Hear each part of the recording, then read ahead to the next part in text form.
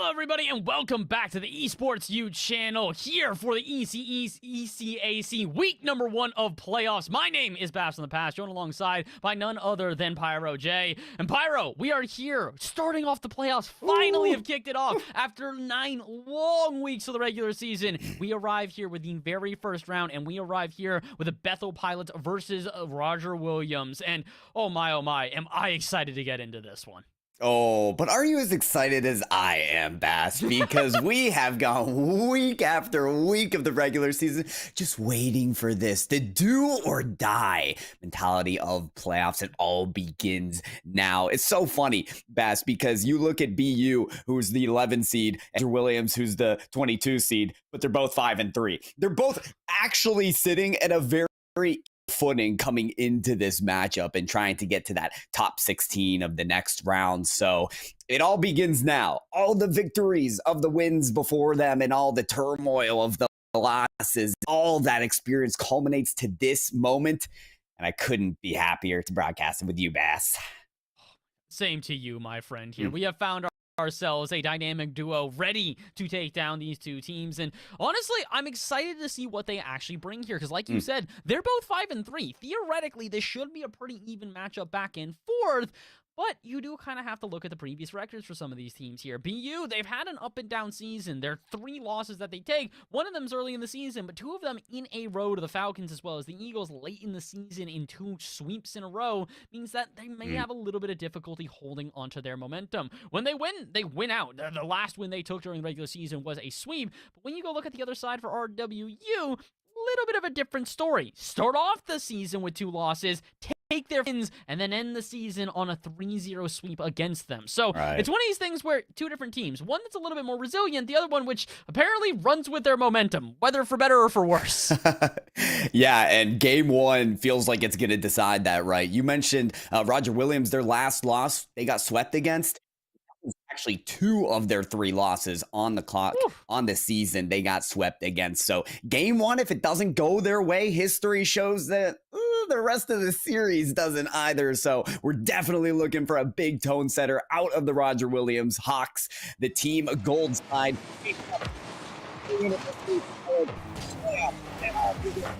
ECAC Open Division and game 1 is on. Oh, I can't wait to see what we've got here. The 2 teams have hit the pitch, and like you said, this is going to be an incredibly tense back and forth. I don't really have any early predictions. Part of me wants to say that I expect Bethel to come out on top just due to the fact that they're a little bit more resilient of a team, but they can't score on themselves. That's a big no-no at this point here. Almost an own goal to open us up, and that would have been detrimental to Bethel. Oh, the scoreline, the mental, all of it would have been in shambles, but they're able to resurface. They're able to get a little more composed. We're going to take a key look at composure as it happens in this series. Nerves has to be at a bit of a skyrocket here, Bass. It's finally the playoffs. Like I said, it's do or die. So if you're not nervous for this, what do you even get nervous for? Maybe a shot like this from Canned Socks, who finds it just off of the woodwork. And Roger Williams is going to be the first one to take a goal here, and this could be huge for them. Like we said, a team that runs with momentum, so if they can gain momentum in game number 1, they could just run away with this one 3-0, but I'm not going to get ahead of myself. We've still got plenty of time, even here in just game number 1. 4 minutes on the clock. You can get a quick response out of Bethel as they do send it into the offense. Bless is going to be there, but they'll go for the demo instead. Cheeky play. Maybe could have been able to run that one up the wall, but they'll at least be able to keep the offense alive. And as Bears Rock goes for the double. They will find it. Sky high through the skies. They will soar. The Pilots living up to their name. That's what Pilots tend to do. And look at the course correction after the first touch from Bears Rock. Knew that the moment was there, and boy, did he seize the day. No better way to respond here for the Pilots. You don't want game 1 to be a tone setter against you, so with a very quick response, they're right back in it. They're back into it, but can they also find another follow-up? Indeed, they can. Bless in front of the net will bless this ball with a beautiful dunk, and we'll take it in favor of Bethel. Quick response there, Pyro. Well, and Roger Williams never really got set on defense, did they?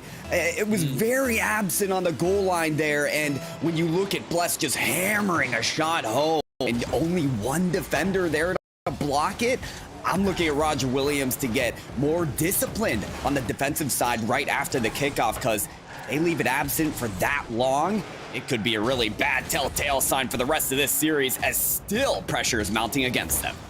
They're trying their best. The midfield presence starting to become a little bit more developed here after what was an end-to-end ball game for the first minute. We're starting to have a little bit more resistance, a lot less airspace open for either team to take advantage of. Doesn't mean it's completely gone here, though, and Bethel really starting to feel the pressure of it. Roger Williams sending a couple to the sky and seeing if maybe they'll find anybody in the way. They're not going to actually find anybody at all. Bless is going to actually find a free ball out here in the corner, although Salty will dive on it immediately afterwards. Doesn't really feel like Roger Williams necessarily have the pressure anymore. They were doing a good job holding their opponents out at midfield, but now all of a sudden, it's more midfield battle back and forth. Not able to get into that final third. Maybe you'll eat my words. Roger Williams with a big opportunity here. Turn off the backboard, but Can Sox will keep it in the half. And as we just get past halftime here, it does feel like Roger Williams are on the prowl and just barely on the verge of finding an equalizer. Yeah, I am digging these rotations out of Roger Williams. They've extended this possession for a long time. We're now even at demolitions, though, from either team. Physicality has played a huge role in this game. It was actually the only reason that Roger Williams got their very first goal. What we didn't notice completely was that Sean had pulled off 2 goal line bumps earlier on. Can he do it again here? Sean trying to take it to the skies and pull off a shot, but still, the brick wall of a defense of Bethel keeps him away. Maybe this is the reason why this team runs with their momentum when we see them in the past. When they open the floodgates, they can keep them open, but as soon as they are shut, they struggle to find copies of the key. 2 minutes to go here. Plenty of time for a turnaround out of Roger Williams, but it definitely feels like that initial goal is where they built their momentum. And after it dissipated, they have struggled to refine that foundation. Maybe it'll struggle a little bit more here as Bethel now are starting to try and get their own response. After overwhelming pressure from Roger Williams, the relief has got to be huge for this team. And maybe even another goal would be huge for them as well. But no follow-up will arrive. Eventually, Bears Rocks will put a shot on target, but now it's Roger Williams that are feeling the pressure. Oh, they are relieving it a bit there, but I definitely feel like the BU team has gotten much better shot, efficient tries on the net compared to the Hawks, who are just barely surviving on their own goal line. Look at how close these shots are coming for the Pilots compared to what we saw out of Roger Williams. Yes, their pressure mounts, but how much will it work for them? Bears Rock is going to capitalize on the moment for BU.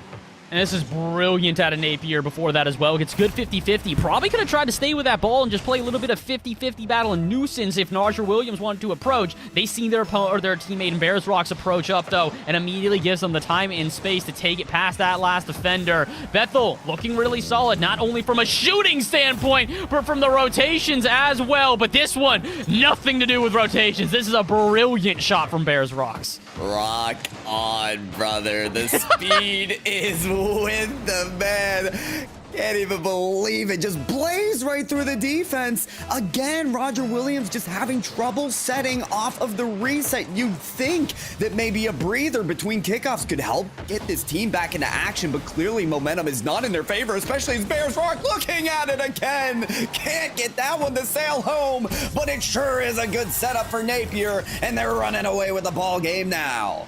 That's only fair. Napier sets him up for 2 goals, so Bears Rocks will return the favor here and get them on the board as well. Not only do they get them on the board, that's everybody on the board at this point here. The Pilots have found themselves with every single player picking up at least a single goal, and also, I think they picked up the entirety of the momentum here. Yes, it's game number 1, but considering the dominance here in this first game, I think all eyes are on Roger Williams. They're going to need to make some adjustments if they want a shot at this series.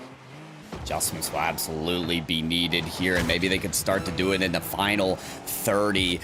Working with those demolitions that they have been able to accrue, and yeah, I guess that did open up enough space. You've got the threatening shot coming out from whoever's trying to cherry pick here from Roger Williams. It is Can Sox. He never gets a piece of it, but it's enough to get another on the board and maybe start fast to wash away that momentum that Bethel have. You'd like to hope so. Usually when you have an own goal like that, it can be a bit detrimental to the mental, and that really is a big difference maker in games like this, where you do have teams which are not necessarily the cream of the crop. They're solid players, but they're not necessarily that upper echelon, so mentality is always going to be a big factor. Teams that don't necessarily always play in these high-pressure situations, sometimes they can crumble underneath it, or sometimes they actually have enough pressure on them that they turn into diamonds. They show themselves in a way they have never been able to before. So now, Roger Williams, are you guys going to be be a diamond in the rough? Is this loss of game number 1 going to ignite a fire underneath you that continues to propel you through the rest of this series? Gonna have to find out. Game number 1 basically over. All we gotta do is let this ball drop. Game number 1 should be over. As you said, once the ball drops, it eventually will. But remember, that's what we talk. Oh, now hold on. Come on. Get it done. Get it done, boys. Get it in the... No. Okay. All right. I wanted to see it. I wanted to see it. But Bethel, despite it all, walk away with the win. And you can't help but mention what we talked about earlier is how important game 1 was going to be historically. This series doesn't work out that great for Roger Williams moving forward. 3 of their losses, 2 of them were sweeps against them. So we look at how they can bounce back. It might be about silencing some of the big names for Bethel. Look at Bears Rock, a hat trick and an assist on the play. He's got a majority of the shots for Bethel. If you see that player with the ball, Bass, you better stop him. Yeah, that's the big issue right now, is it does kind of feel like Bethel here have found their star-studded striker, and while Roger Williams kind of have that in Sean, Sean's big contribution to this game was more the saves. They have 3 of them, as well as 5 shots, so while they are kind of having this, back and forth, one team is offensively powered, the other team offensively powered, it feels like Bears Rocks is just a little bit more threatening. Dropping just underneath $1,000 in that game alone makes me think that we are going to understand that this is a Sean versus Bears battle.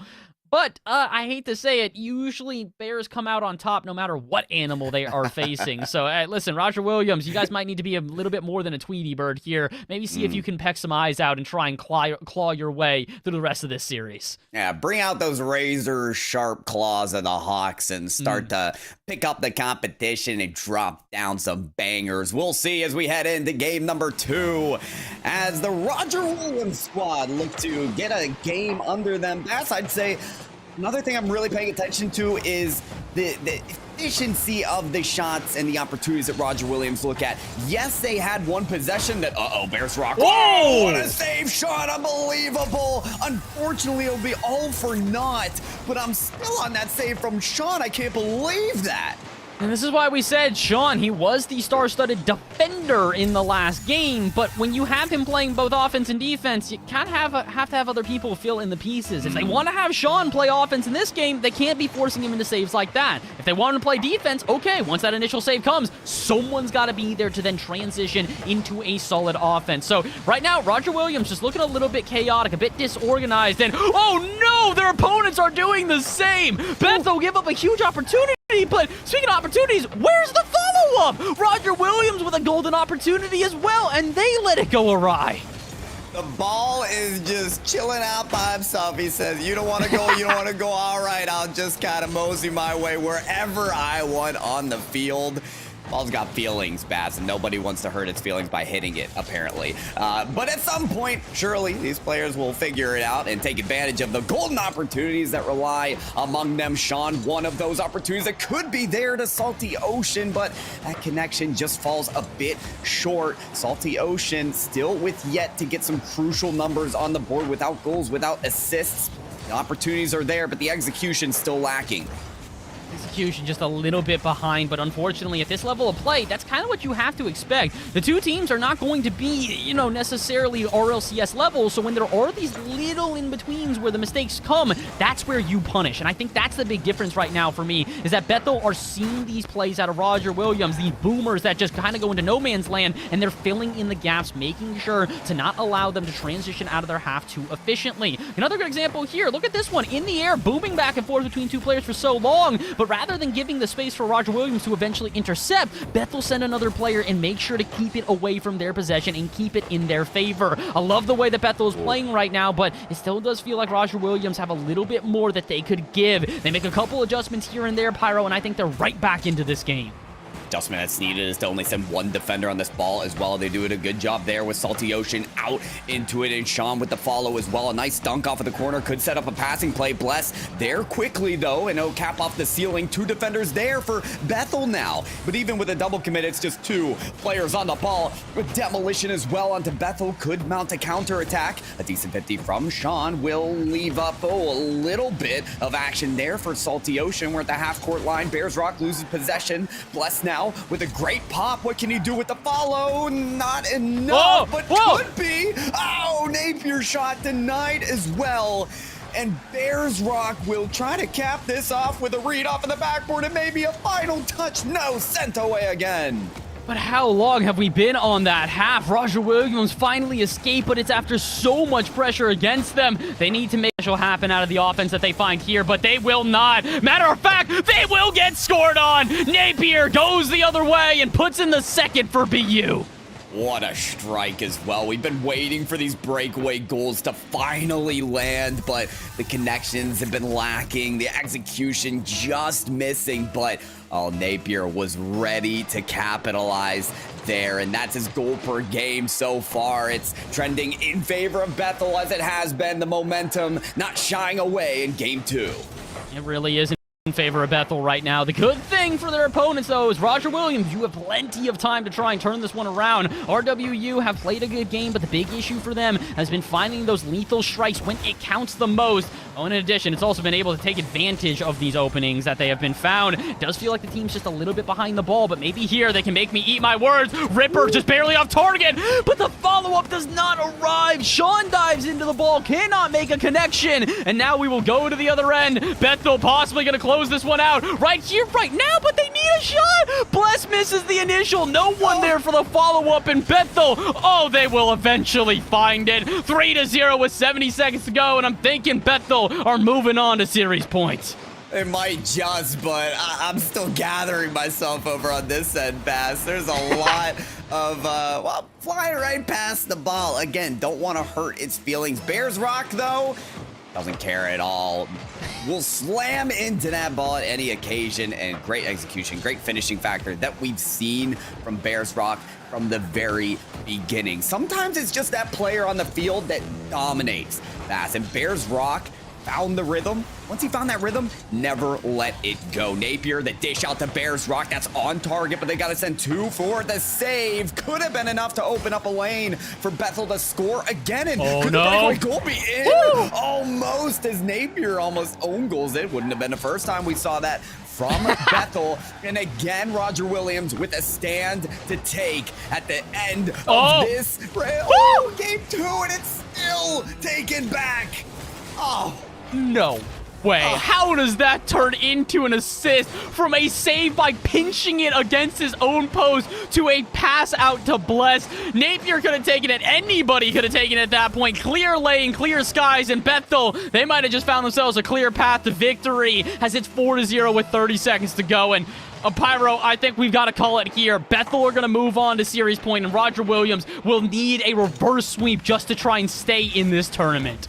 They will need a reverse sweep, and they'll need some form of structure, Bass, in this series. This has been mayhem, anarchy, and it's all provided way too much space for Bethel to work with. Look at Napier. He looks like he's on a joyride from one lane to another, crisscross applesauce, and straight into the orbital strike of a goal into the net.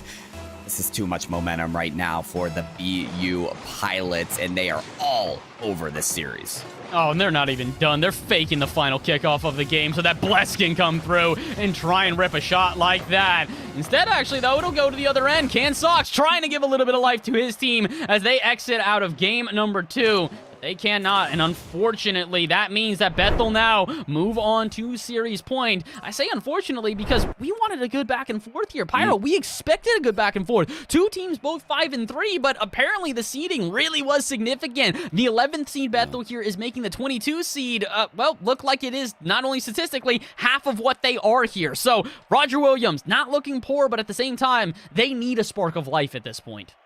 Yeah, the seeding was no joke, and you know what, Bass? That spark that you ask for, sometimes that comes in the form when your back's against the wall, and this really is the final call for Roger Williams in the open division of ECAC. When your back's against the wall, when you have nothing left, and this is your final stand, what does the underdog do? Are they going to cower, or are they going to rise against? And are they going to persevere? Roger Williams, this is your calling. This is your opportunity to finally show everybody that you have a stake in this competition, that you have an opportunity. Game 3, it's going to be a long road. It's going to be an uphill climb, but the reverse sweep We've seen it before, just a little bit more structure, a little bit of that Sean factor with the saves and the bumps on the goal line. It can come through. Just that execution, that composure is needed in the final moment. So here we go, Bass. Game number 3, Roger Williams. It's do or die now.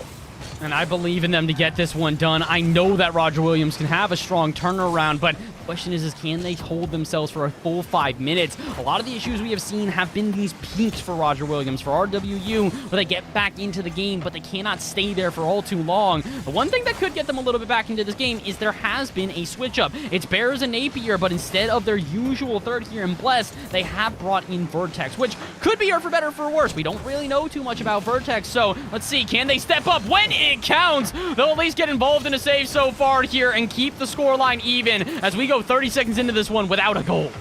Well, but with that possession, we're reminded of how Roger Williams had first scored. It was those goalie bumps, those demos that worked so well for them. They're taking that note. They're learning from their previous successes and trying to implement that again. I can only respect and credit Roger Williams for trying to do that, for trying to take nuggets of what's happened yet in this series and how they have actually broken down Bethel and trying to do it again. They're working at it. They're attempting. They just need that finishing factor.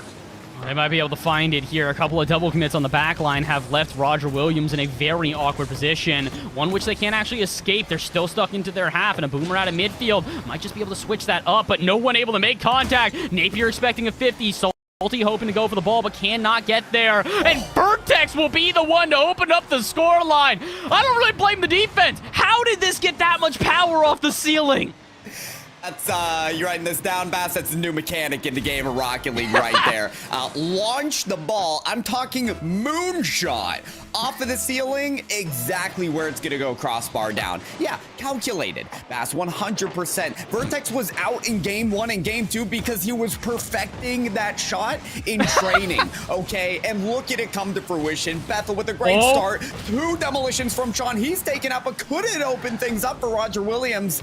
Well, it's going to take a little more time and effort for it, or will it? Not! Can Sox around the corner, pass one, and the flick finally will earn them a goal. Not only does it finally earn them a goal here, but it's the first goal they have found in, I want to say, about 9 to 10 minutes of gameplay here. It's been a very long time since we've seen Roger Williams score, game number 1, as a matter of fact. So now, can they continue with this momentum? We've been talking about how much they are a momentum-based team. Uh-oh, but that could dissipate in the blink of an eye when Bear Rocks breaks axles like this. Kickoff goal back in favor of Bethel Pilots.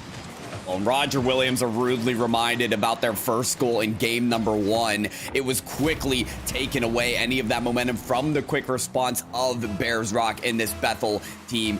It appears that Roger Williams are in a rock and a hard place because every time they score, they just empower Bears Rock to do more on the field. It's really a double-edged sword at this point, and I don't know what the lane is for Roger Williams to get out of this series alive. They're trying their best here, but the unfortunate thing is that the pressure is still against them. Locked back into their half are Roger Williams, and Napier, he's already putting on more shots. Where's the follow-up? Vertex there, and Vertex plunges the first dagger halfway through this game, and Bethel are looking to close us out. Napier's been such an important role for this Bethel squad, was not shy in any of these games, Bass. Yeah, it was 1 goal in game number 1, but 2 assists, 3 goals in game number 2, and now it looks like he's a part of every factor for Bethel in game number 3. There's a player on this roster that can't do it. We even have the substitute in here, and he's making the big plays too. Everything about Bethel says they were prepared for this moment, for playoff, and maybe this first round of playoffs, this first one that they've actually played in, is not their end state. Yeah, I think that's the big thing here right now, is that this is something we have seen from Bethel multiple times throughout this series, but it also feels like they're still yet to be discovered. There's more that can be unlocked here, and especially considering Bert, a player that was the substitute for the team, has now come in, and they are top of the scoreboard. 2 goals, an assist, and a save. They are by far the most offensively focused player on their team. Bears Rocks trying to make me eat my words, but not quite able to do so. But yeah, Bethel tri-tip dagger. There's really no other way to put it at this point. They are a very deadly combination, and unfortunately for their opponents in Roger Williams, it quite literally could be the deadliest of combinations to take them out of this series and this entire tournament. It's a single elimination bracket here in the playoffs for the ECAC, so if Roger Williams lose this one, unfortunately, Pyro, that is the end of their run. It is, but there's still a chance here. As much as we talk about the lethality of Bethel, still Roger Williams have under 90 seconds on the clock, close to that.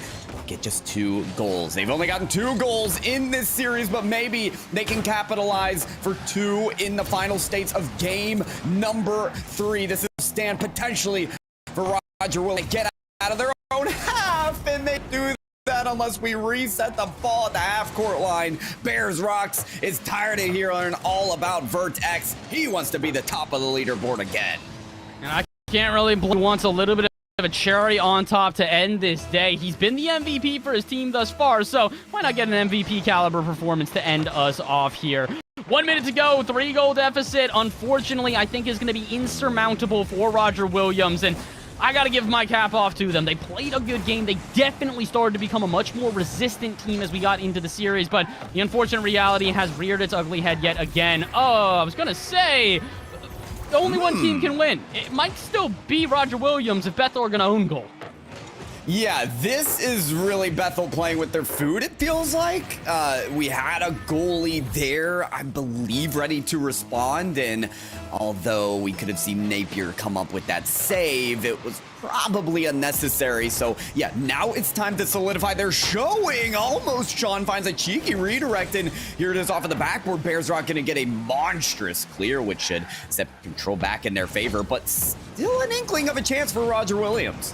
Still have the ability, especially considering they're moving into offense with some absolute ferocity here. 30 seconds to go. Back into the corner. Can we see a follow-up from one of the orange players here? Canned Sox, will put it on target, but it's not really going to frazzle the defense as it's easily turned away by Napier. And Bears Rocks with a follow into the corner is going to waste valuable time that I don't think they can afford. Roger Williams at this point, I'm going to call it. 10 seconds to go. They can maybe get a goal for the road, but they cannot find the entirety of a comeback.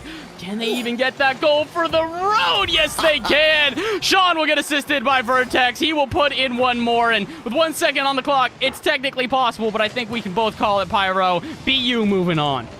You go ahead with that pass. I got Roger Williams, oh brother. There's a second on that clock, and as much as you want to call it, they keep fighting back. 1 second, and here we go. Okay, it's gonna land on the ground. All right, well, hey, good try, Roger Williams. But very seriously, the road will end there. It is a defeating loss, but this is obviously a squad bass that never gives up. You could tell they fought with their dying breath in that match, and only respect is due to this squad. It is cutthroat in the ECAC playoffs. It is single elimination, but now we can talk about the fact that Bethel, what a statement today. Dominating fashion from every single player. That's 4 of them that played on the board today. Every one of them has the potential to go far in this bracket. Oh, absolutely. This is a team that I could see doing some real damage as time goes on here. They don't necessarily have an easy battle after this one. They've got the Fanshawe Falcons coming up and their next matchup, assuming that Fanshawe is able to take down either the 38th or 27th seed in SFU or Loyola. But again, it is one of these things where that's kind of how this goes with a single elimination bracket. Every single win you get is all the more important, and any single loss could really throw the entire bracket into a tizzy. So congratulations to BU. You've now made the first step, but get ready. You've still got a long way to go here. With a 32-team bracket, you've got to make it through the next round, and the next round, and the next round if you want to be crowned champion. So good start here for them, Pyro, but they, like we said, have a very tough task ahead of them in being able to get all the way to those finals. A very long road indeed, but hey, for now, I think they can enjoy some top 16 action. Folks, we're going to hear more about what the road looks ahead for Bethel as we're going to speak with Bears Rock right after a very short break. Finally, the playoffs. Like I said, it's do or die, so if you're not nervous for this, what do you even get nervous for? Shot like this from Canned Sox. be there, but they'll go for the demo instead. Cheeky play. Maybe could have been able to run that one up the wall, but they'll at least be able to keep the offense alive. As Bearrox goes for the double, they will find it. Sky high. Center against you, so with a very quick response, they're right back in it. They're back into it, but can they also find another follow-up? Indeed, they can. Tries on the net compared to the Hawks, who are just barely surviving on their own goal line. Look at how close these shots are coming for the Pilots compared to what we saw out of Roger Williams. Yes, their pressure mounts, but how much will it work? Up though, and immediately gives them the time and space to take it past that last defender. Bethel looking really solid, not only from a shooting standpoint, but from the rotations as action, but clearly momentum is not in their favor, especially as Bearrox looking at it again. Can't get that one to sail home, but it sure is a good setup for Napier. Shot at this series. Adjustments will absolutely be needed here, and maybe they can start to do it in the final 30. Working with those demolitions that they have been able to accrue, and yeah, I guess that did open up any opportunities that Roger Williams look at. Yes, they had one possession that, Bearrox. Whoa! What a save shot, unbelievable. Unfortunately, it'll be all for naught. But how long have we been on that half? Roger Williams finally escaped, but it's after so much pressure against them. They need to make something special happen out of the offense that they find here, but they will not. Matter of fact, they will get scored on. Napier goes the ball, cannot make a connection, and now we will go to the other end. Bethel possibly going to close this one out right here, right now, but they need a shot. Bless misses the initial. No one there for the follow-up, and Bethel, they will eventually find it. 3 from Bethel. And again, Roger Williams with a stand to take at the end of this. Game 2, and it's still taken back. No way. How does that turn in? Need a reverse sweep just to try and stay in this tournament. They will need a reverse sweep, and they'll need some form of structure pass in this series. This has been mayhem, anarchy, and it's all provided.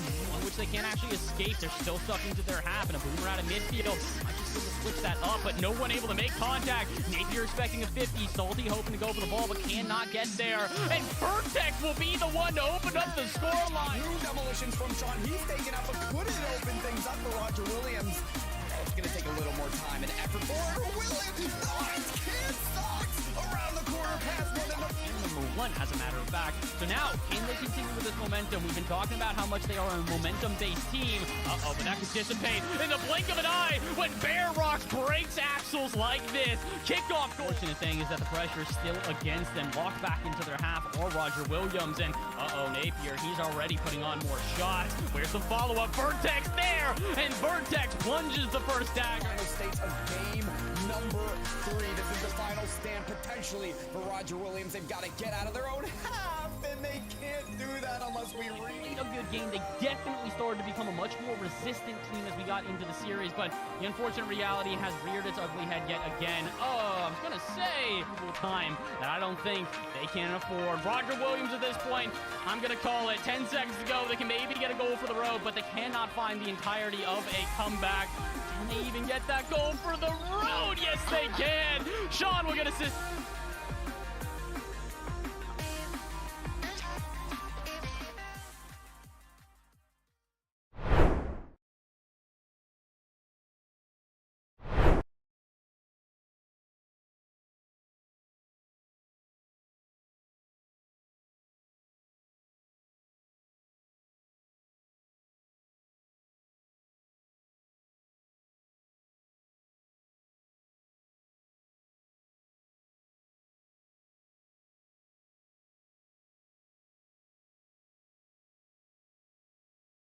When you can sub in and out teammates and still find a way to catch that dub. Yeah, and you guys didn't just substitute, right, Bearrox? There was a sub, but Vertex ended up popping off as well. The first goal was a crazy one off the ceiling, and then get more and more involved. Talk to us more a little bit about the depth of this roster, because clearly you guys can flex a bit. Well, we've all kind of played together for a while. Bless and Peanut, they're both very similar with their play styles. So like subbing them out isn't too different, but there are some games where they contribute different things. And this game, Vertex Peanut just calculated the shot off the ceiling. Yeah, definitely calculated the angle, the vertices, whatever it was about his name certainly worked out for that goal. Speaking of goals and ambitions and moving forward, Bears Rocks, I want to talk about what's happening next. Now you guys are in the top 16 of playoffs, right? You got your first win behind you, you're moving on, and it looks like you might be playing against a team that you've come up against before. That's Fan Falcons, RLT2, a team that didn't go as well for your team earlier on. Is there any talk about that team and what you guys did before and maybe what you guys can do next to take them on if they do advance to play you guys? If they advance, we're going to kind of do what we normally do. I think the difference in mind that we're going to have is to play faster. I remember the last time we played them, we were always kind of stuck on our side. So I think if we try and play faster and play a little more aggressive, we might be able to just off-shift some of their players, off-shift their defense, and hopefully get a couple goals while doing it. I would say you'd get more than just. I don't know if you were keeping track of your stats here today. You had 6 goals, my guy. That is almost as much as your entire team combined. So, yeah, you were running the offense for your team, and it looked like you were feeling good while doing it. You guys confident in your abilities here in the playoffs? Obviously, you guys have got to go through the Falcons coming up, but aside from that, how are you guys feeling like you might be able to make a real deep run here in the ECAC? We're sure hoping so. I mean, we've been practicing almost every day now for the past couple months. We've improved drastically, especially not only me but my other teammates. They've been improving, grinding ranked. So we're hoping that this year in the ECAC playoffs that we can make a big dent in it. I'd love to see that. We really would. But we're going to have to find out about that in the future. Bears Rock, thank you so much for hopping on here. Before we let you go, anybody you might want to shout out that could be watching this broadcast? I'm going to shout out Vertex Peanuts' mom because she's probably watching right now. She's hyping him up. I already know she was hyped when he got that goal off the ceiling. I love to hear it. There Love for to the see them. moms. All right. Woo. Exactly. The support of the parents is what we play for at this point here. And well, we're going to let you go and play with the rest of your team later today and really continue to celebrate with them because you guys deserve to do so. Bears Rock, thank you so much for hopping in the call with us. Thanks for having me. Gladly.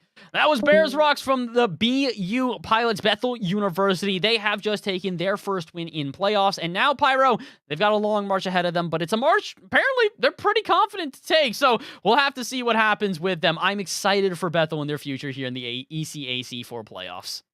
Oh yeah, I mean, hey, you heard it from them, right? They're ready to go farther, to go forward. They're hoping so. The practice is there. The team's improving. They're on a 3-win streak. What could be looking better for them now?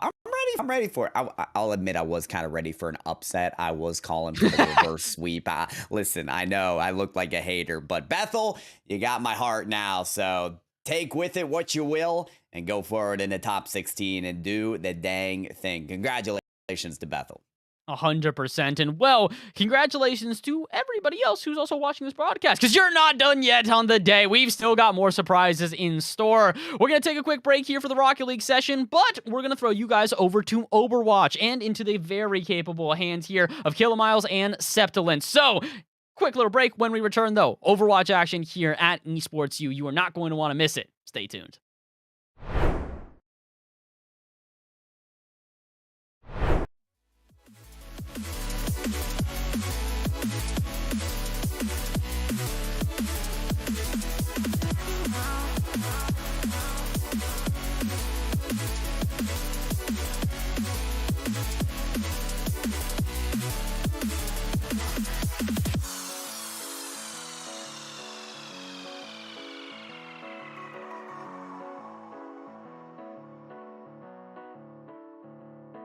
Are you happy now?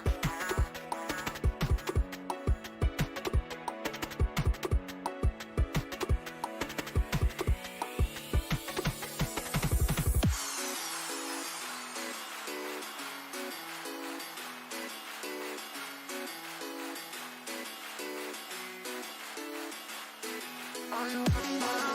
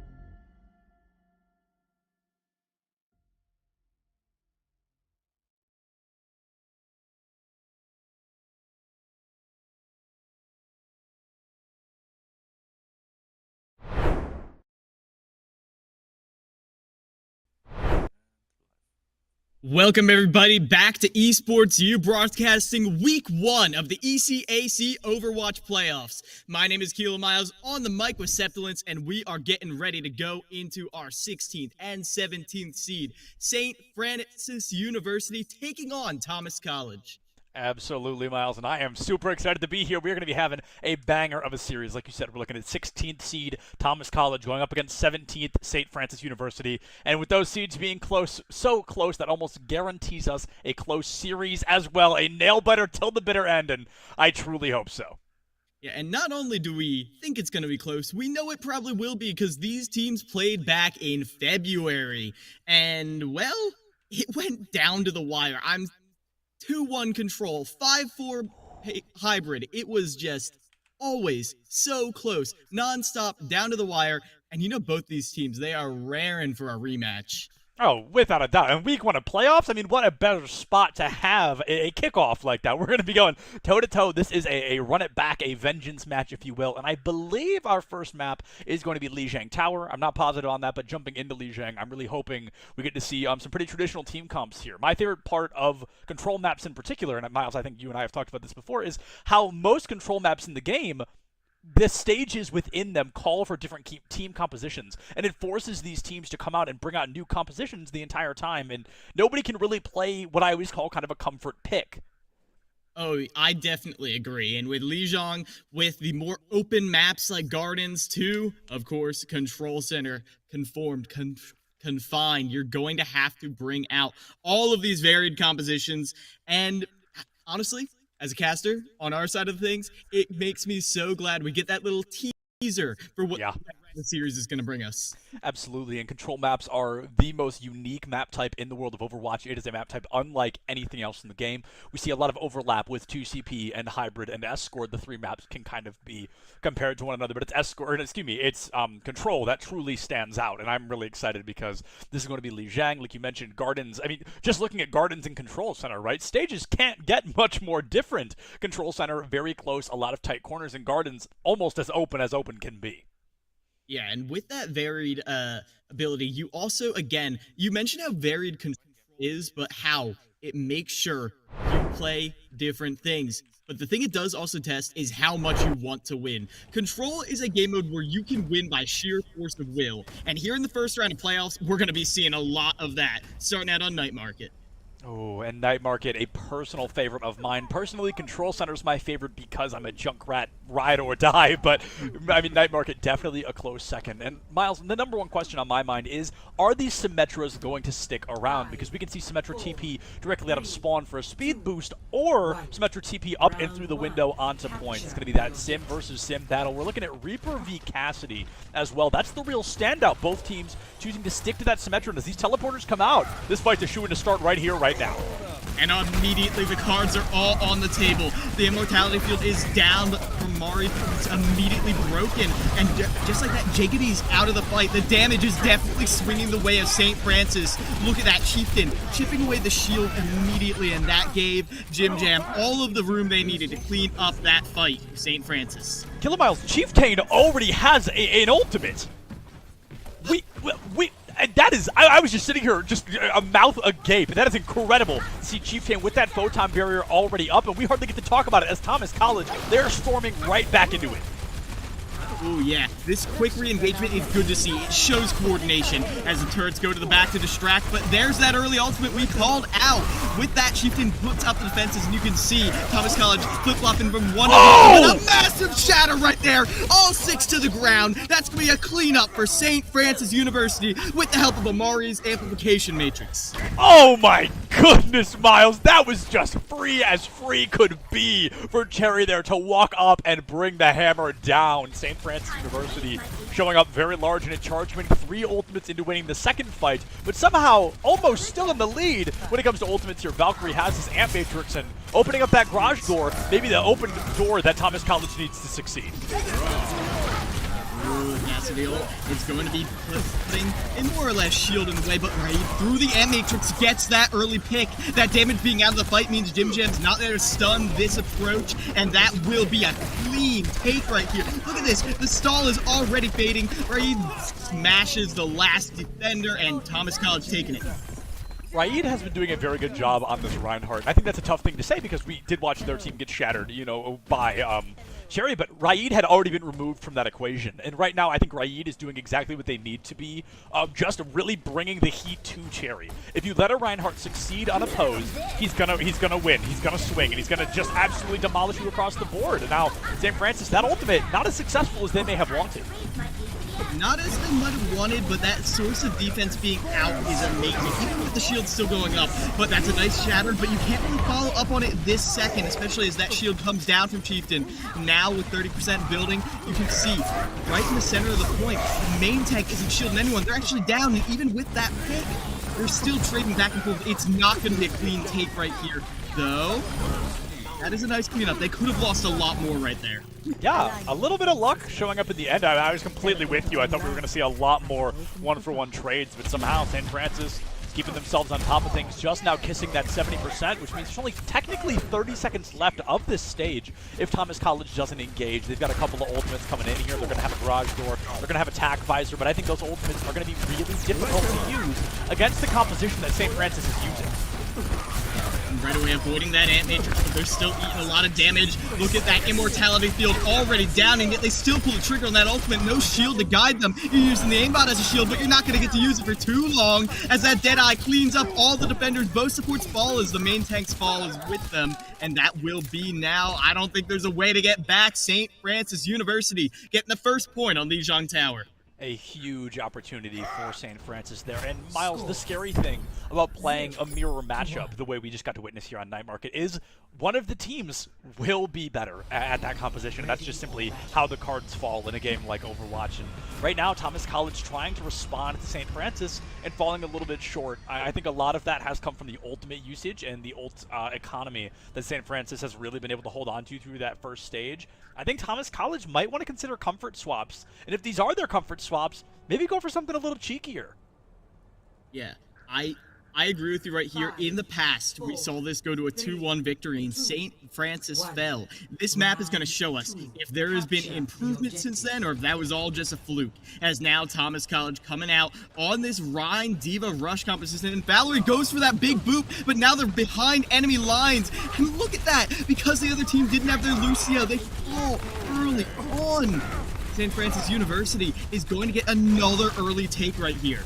Not only another early take, Miles, but almost an early ultimate. Cherry is 70% to an Earth Shatter.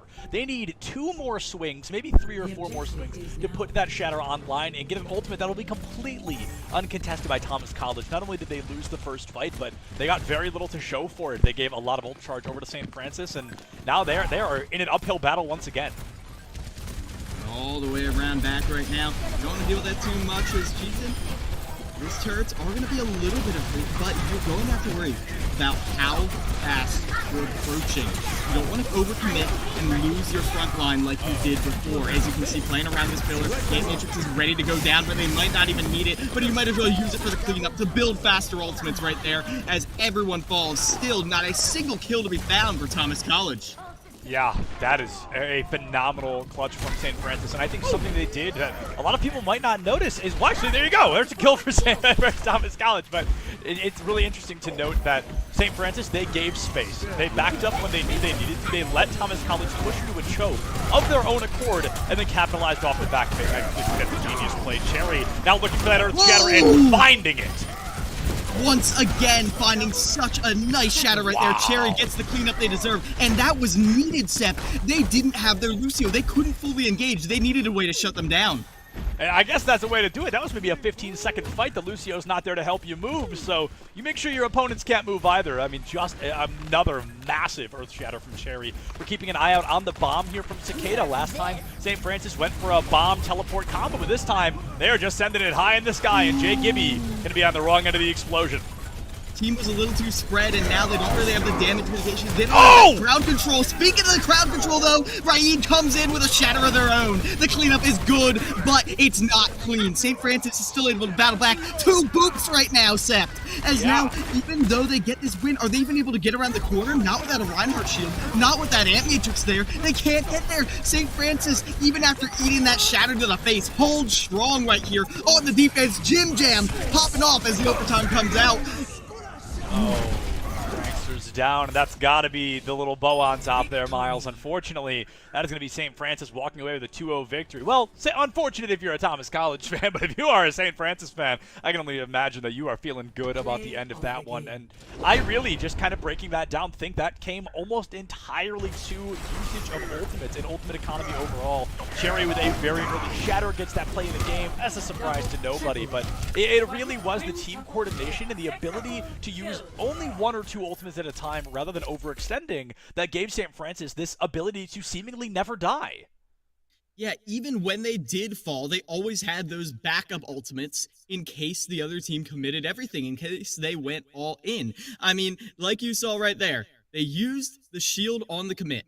It wasn't enough. They ended up, Thomas College ended up getting the shatter onto St. Francis, but St. Francis didn't care. They're like, okay, we can't use our shield. Let's just throw down the Ant Matrix. I mean, Ant Matrix is more or less a shield with damage instead of shields in front of you. You can't really poke at an Ant Matrix. Right, absolutely. There's no health bar on an Ant Matrix. There's very few ways to get around one to really take it off the table, and that almost is the best physical example we could have gotten of the ultimates I was talking about. The Reinhardt went down, so they almost created this pseudo Reinhardt, something so large and damage dealing that the Rhino is no longer necessary. The Ant Matrix filled the void that Reinhardt falling created, and St. Francis, I've got to say my hat off to them. I feel like their adaptation and their ability to change a play at the drop of a hat really went a long way. Yeah, and I'm excited to see where else that plays them, as this is an immediate tone shift from the previous time these two teams fought. Last time, 2-1 in the favor of Thomas College. This time, St. Francis, they get a 2-0, and a pretty clean 2-0 at that. I mean, it wasn't perfect, but there were some parts where it was like, oh, what is Thomas College going to do? Yeah, there were definitely some parts where it was just kind of hoping Thomas College was really able to change things up, and I really would like to see new compositions from them. I think a lot of what we were seeing, as I mentioned, between stages 1 and 2 was in a mirror matchup. Statistically, one team is going to be better. That's just how the game of Overwatch exists. But if Thomas College were to change their team comp, I think a Wrecking Ball could have gone a really long way for them to create general space in the back line, to be that general nuisance, and to force St. Francis to perhaps look away from Thomas College for even a moment. That split second can work wonders for a team in a pinch. Yeah, and I mean, we never really saw St. Francis's focus break. So, like, the one time it came close is when that shatter went down. They were sort of caught in the rotation between the two shields. They had Symmetra's shield wall and then Ryan's shield. Shield went down, it was a shatter. But the focus didn't break. You still had the Baptiste in the back to back the team up. Baptiste is a character that, even as we delve into the near future of Overwatch 2, I don't think he will be going anywhere. I think Baptiste is one of the individually strongest characters in the game, almost entirely due to that immortality field. Maybe we can talk about that in just a little bit. As Miles, we're jumping into Rialto here, which, unfortunately, I don't think calls for drastically different team comps, and that might be a point of concern for Thomas College. Yeah, pretty much everything that was run, the Baptiste, the Lucio, even the Symmetra really thrives. I don't think we'll see the Symmetra that much after point one, but still, you have these high ground. I mean, Rialto in general is a tale told by high ground control for me. Yeah, I don't disagree in the slightest, and it's fascinating because as important as high ground is, I feel like we don't particularly see Winston Diva dive, because that's a huge reason people always choose that on Numbani is because of the high ground, but that same principle doesn't necessarily apply here on Rialto. The only thought that I can't really shake is maybe Thomas College is going to be bringing out a double shield. Now, the question then, branches into which one, Orisa Sigma, Sigma Rhine, or Rhine, or the third one, whichever duo I didn't just list. But the idea is if Thomas College comes out with a different composition, I think their stocks go way up. But if we get a mirror matchup once again, Symmetra or not, if Cherry is alive on that Reinhardt, Thomas College is going to be in a very difficult spot. Yeah. Cherry on that Reinhardt was the player to watch. No right doubt. Along with Jim Jam. It felt like Jim Jam was the second line of defense. Jim Jam was the cleanup. Everyone weakened them up, and then Jim Jam would always come in and get massive damage. As soon as the shields were out of the way, Jim Jam did their job. But it was up to the players like Cherry, like Chieftain, to make space and give Jim Jam that opportunity. Opportunity, I think here, Miles, is going to be the name of the game. Is Cherry going to be uncontested in their entirety throughout the beginning of Rialto again, because I think Rialto is a tale of two maps, right? Either both teams get full held on first point, or we go all the way to the end on both sides. Very rarely do I think we see anything else. It's going to be individual performance right now, and this is not a mirror matchup in the slightest here, Miles. A lot of different characters being brought to the table right now. Fingers crossed this works for Thomas College the way they want it to. Yeah, and they've already scattered out this Roadhog, so extra care about to be taken. You can see they're all clumping together right behind Raid, and they probably would have anyway, but now they're like glued. As they're checking the high ground, they see no one's on the high ground, so they know the fight is entirely concentrated down there. Going up the high ground, skid a little bit. Trying to find that opportunity, but instead it's going to be a possible overextension from St. Francis. No, somehow Cherry makes it out and somehow has 80% of an Earth Shatter. Yeah, playing around this corner, Cherry is able to use their defenses so much more, or use their offense rather, because this corner provides a natural shield, as now they're almost to that shatter. I don't know if Raid is ready for that one. This could be a huge slam again, as they're trading 1-for-1. The go button is now in the massive shatter. Greg is the only one up, but that Baptiste Valkyrie saved that from being a full wipe right there, but now it's a staggered wipe, which probably is even worse. That's what I'm thinking. This close to spawn, I think you'd rather a full wipe. It just feels so much more important. And Thomas College back to the drawing board, already a minute off the clock. And with all that healing they got in that wipe, the fact that Valkyrie stayed up during the shatter, they have that amp to match Amari's. So we could see a double damage coming out in this fight. It's gonna be the tale of the corner here, Miles. I think you really nailed that analysis a moment ago, where Thomas College, they need to get past the corner, and St. Francis, their whole goal is to not allow them to do that. That corner creates such a large opportunity for a team to rake up so much damage completely for free, and as that window comes out from both sides, it's going to be that toe-to-toe battle once again. The first elimination may very much be the one to dictate who wins this fight. Team swap the sides, and now it's Thomas College controlling the corner. Oh, big Gravitic Flux right now inside, but there's no way to really follow up without overcommitting. I like that Thomas College don't get over-aggressive, as it lets them get the card around the corner. Now Jim Jam from the tie ropes is looking to get this tactical visor, but they can't get much done. The zoning from Thomas College is too great, is one last push right now down the alley. Can they make it there in time? This is a lot. You can see the shatter about to come out. They want to deny any recontest. They didn't even make it, Seth. They were pinned down the whole time, and they all fall to the dragon right now from Pranksters. What a weird amalgamation of ultimates there. We had the dragons, we had the molten core. I think we almost saw an earth shatter, but Raid chose to hold it for a next fight. A lot of ultimates used there, Miles, and even though I think 3, maybe even 4 elims were in favor of St. Francis, like you said, Thomas College just played the clock. They played the distance, and they were able to cap that first point. Now, can they make it under the bridge? If a team is going to get stalled here on second, it is almost exclusively the bridge.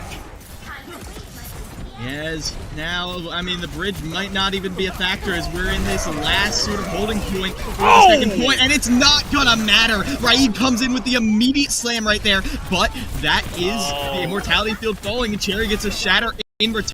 Is Sherry leading the charge with Supin? Now, yeah, you're not able to get out of there. You're just going straight off the map as St. Francis stabilizes.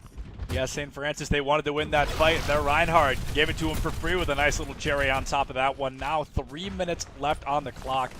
Thomas College, this Gravitic Flux, Miles, has to make the space. The entire idea here is going to be one elimination from the Gravitic Flux. If they get that one, they get to collapse on top of St. Francis and really capitalize off the back. But if nobody goes down, hell, if they even lose one, that could be truly disastrous. Okay, an Ambitrix into Soldier here. That is going to be 5 up, but how many go down? 0 eliminations off the back. We're going to need a lot of damage from Thomas College if they want to clutch this fight out. There's so much heal, and Cherry still goes down. No Rhines in play, no shields in play. Cargo is the only one who can, and they're making that work. The improved defense right now from Thomas College. Look at this, the hit scans are working wonders right now as Thomas College is able to push through. Thomas College, I've got to say, giving us a much stronger performance here on map 2. I mean, Li Zhang was very one-sided, at least I believe so. And now the utilization of these dragons from Pranksters to make space does just enough. Chieftain pops an ult and walks right into a dragon tail. Yeah, now this is not going to be a clean fight for the side of St. Francis, so they're going in, and they're actually finding some Look at this, making space right there with the self-destruct. It's just Raid on the point, and that Shatter's not going to find any perch. But who else can get on the point? Now the shields are down, the tanks are gone. You have no defense, just throwing yourself at the cart right now. And St. Francis, it's not enough as Thomas College holds through that player deficit. But the Baptiste being here means they can actually stall out. Forbidden Flux means all those light characters thrown up into the air, but by that point, Cherry's back with the Shatter. This is still going with barely a meter to spare right now. They made it 0.5 meters since this fight began, and as every ultimate under the sun comes out here, Miles, the pressure is on. JKB's High Noon does not zone the way they needed it to, and that charge does not find value either. Imari with the first elimination for St. Francis. Can that be the tide turner that they need? No! Cherry down!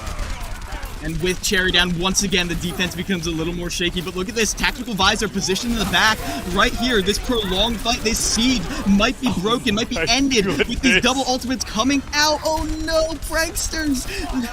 They're not going to get any value from those dragons. And with that, St. Francis College University finally stabilizes on second point. Miles, that was a 3-minute fight. That was so long, and probably double-digit ultimates used. Now, St. Francis, they have another Molten Core from Chieftain, the only ultimate on the board for the time being. A couple in the near future. We see the High Noon, we see a Diva Bob from Cicada possibly making an appearance here, but I don't think Elims are really going to dictate how this fight ends up. I think this is going to be raw power. Ooh, getting out of this staircase is so tough when the Molten Core comes out, and you can see they're rationing it out. They're just spraying it one thing at a time, knowing that it lingers is now. Pranksters going on the low ground. They're all going on the low ground. It has to be a low ground push, but giving up that tactical advantage, it could hurt. But Cherry's not with their team. They have to go back for defense.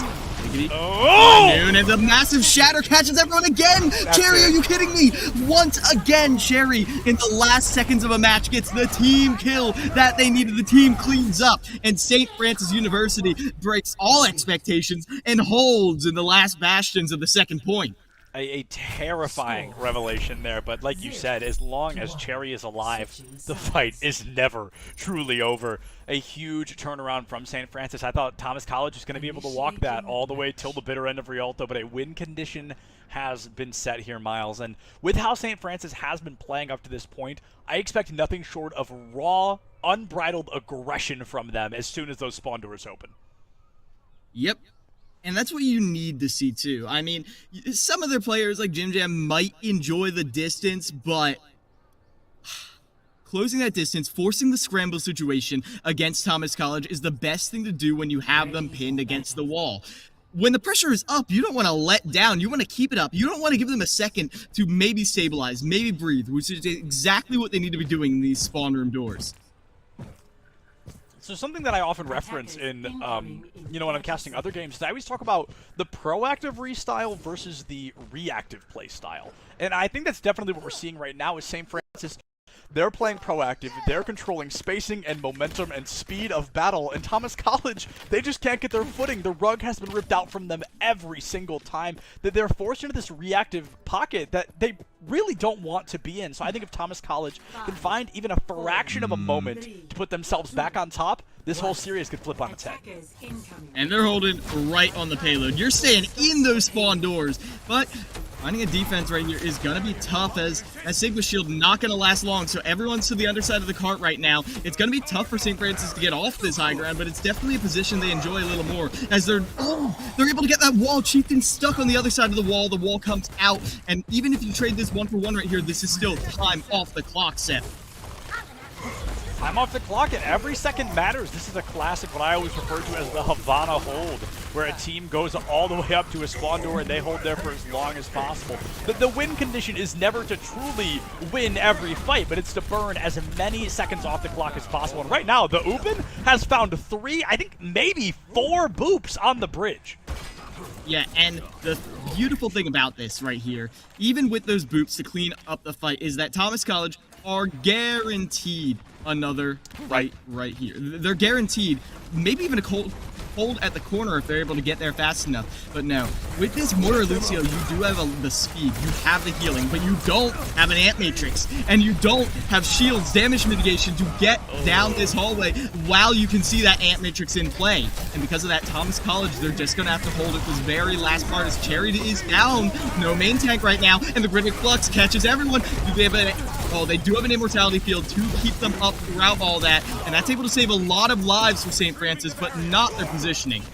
Not the positioning at all. I think we're really going to be seeing the importance of Immortality Fields here on Rialto, Miles. Because I talked about that between maps 1 and 2. I said, I think BAP's going to stick around for a long time because of that Immortality Field. And now, for Thomas College to bring out a composition that does not offer even that brief Immortality, I think we're really going to see how important that ability is. Yeah, it is as now. Coalescence is going to be very good for this clumped up team fight that we have been seeing repeatedly. This self-destruct coming over the top, not going to catch anyone, but it forces Thomas College to a weird position. Now they're all in the corner, but that Molten Core is going to go down early. Sound Barrier comes out, saves you from that flashbang combo, as already Coalescence comes out very late in the fight, actually, to help sustain Thomas College towards the back end of that. Is even with all those ults burned through, St. Francis University can't get anything solid, but they still commit with the Ant Matrix right here. But around the side, look at that, the high noon, does it catch anyone? Oh, you're going up high right there? You're going to be taken down, forced into the air by cargo tokens, and finished off by J Gibby. Miles, this fight has been going on for so long that Earth Shatter right there was the 11th ultimate we have seen in this fight alone. And it looks like Thomas College may, if they're lucky, be finding themselves right back on top of things. 71 seconds left on the clock. St. Francis, a team that was large and in charge until this very moment, now finds themselves, their backs against the wall, and only a minute remaining here on Rialto. And seeing those ult combos like that, that shows that these teams have stabilized right here. This team, Thomas College, has shown that they have the wherewithal to figure out the way around this. But St. Francis University going to go down with a fight? No, they are not, as from the high ground right here. They don't have a ton of poking tools, but leaving Jim Jam on the high ground after they retreat is going to be such a nuisance unless, that hook. That hook could have changed everything. The full distance hook, that could have gone the mile that Riot needed. They're looking for the opportunity to find some elims, and I love St. Francis's approach here. They always say the #1 tip on Ryan is don't let your shield get melted. Take the weirdest path you need to survive, but it's the open who's already gone down. Takeda's bomb has got to be the largest bomb we've seen here tonight. This Diva needs to be doing all their job and more. This fight is going to be a messy one. Takeda with the faith in their team to go back to the high ground right there, but Thomas College with that whole hog zoning and doing damage is going to break through right here, break through this offense, and that's going to be a full hold. The last remnants of defense fade from the point, and with J Gibby getting the cleanup, a dominant performance, an answer to Lijiang, an answer to the first point of Rialto. Thomas College ties up the series 1-1. 1-1 tie-up here for Thomas College, and that is going to be, I'm confident to say, a shock. I mean, Lijiang Tower was so heavily one-sided, and I really think that is going to be a good showing of how unique control points in Overwatch truly are. They're unlike any other map type in the game, and as this Escort comes to a close, I believe our next map type is going to be Assault. So this is going to be fascinating. The series cannot end here. Somebody's got to win this map into the next one. And Miles, off these team comps, if you were kind of thinking, oh, I'd really like to see these teams play whatever, what Assault map do you think they're going to be picking? Well, okay, this is an unpopular opinion, but I am always a fan of the snowball potential on Volskaya. That has been the tale of that map all the time, and I feel like when you have this momentum right here, Volskaya is a place to stop the other team's momentum, or, well, use it yourself. That seems like such an interesting dichotomy, but it's true. It's a map of extremes, and usually that extreme is being stalled out, but if you're able to get that foot in the door, if you're able to get that massive lead, you can start getting the points climbing up towards 4 points, 5 points, 6 to 7. What's that scoreline going to be, you know? Yeah, Volskaya Industries is definitely going to be the map that I think has the most, like you said, snowball potential. It's one that we see very often. I wouldn't suspect to see Hanamura. It wouldn't be a complete blindside if we did. I just feel that's kind of fallen out of the meta, so to speak. Players seem to really be not enjoying that one as much. Paris is not allowed, I believe. Horizon Lunar Colony is not allowed, I believe. So our choices here on Assault are going to be relatively limited. Volskaya Industries, I think, has the highest chance of being chosen as well. I think you're spot on. Yes.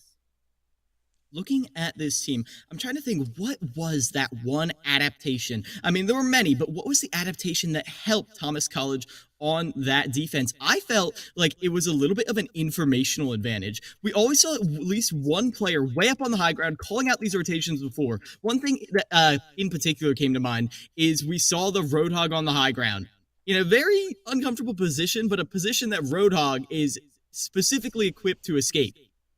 When the other team went for a sneaky back rotation, it was Thomas College who was able to immediately rotate, immediately counter, and, well, they had that defense. Yeah, undoubtedly so. And I think the Roadhog was realistically a risky choice. Roadhog is a very feast or famine character. If you're not doing well on him, you truly aren't doing anything for your team, and it's important to remember that, there's definitely a sunken costs fallacy that comes with it. But if you're missing, enough hooks, if you're not doing enough damage, I think a swap off may have been called for back on Rialto. Yeah, I do agree right there.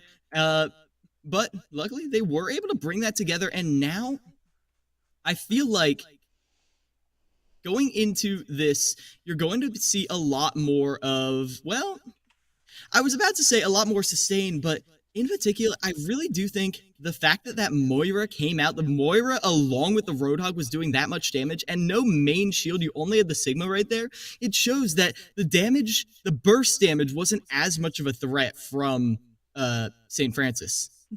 Absolutely. I was excited to see the Moira just because I feel like we don't particularly often these days. I thought it was really nice to see her make an appearance. Now, Moira Lucio does a pretty hefty chunk of healing. I think it's going to be a great opportunity to see if, can that Moira come through and fill the hole that Baptiste has created, fill that void. Removing the immortality field definitely changes up compositions for teams and changes up strategies. Miles, we were correct all the way down the wire there. It's going to be Volskaya Industries making an appearance, and I am a little bit worried because I think Volskaya Industries relies very heavily on the tanks, and Cherry is just playing their own game right now. So I think that's going to make this pretty tough for Thomas College.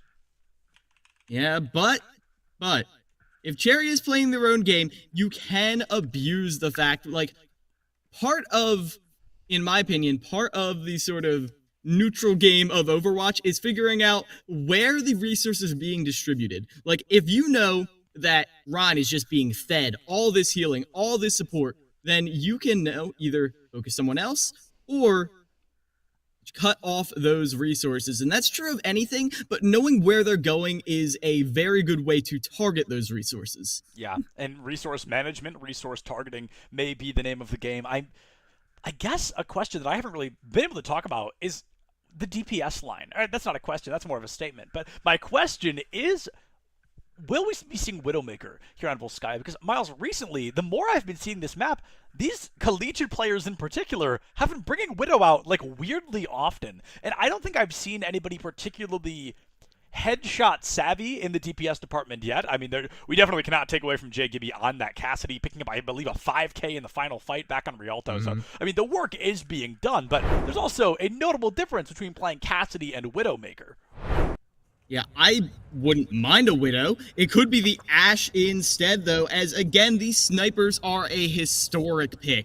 Yeah. Maybe a little too historic, but definitely the double sniper on this map dominated for a long, long time because of the fact that you can force long rotations, and the rotations are so long that one pick sets you back like a full minute.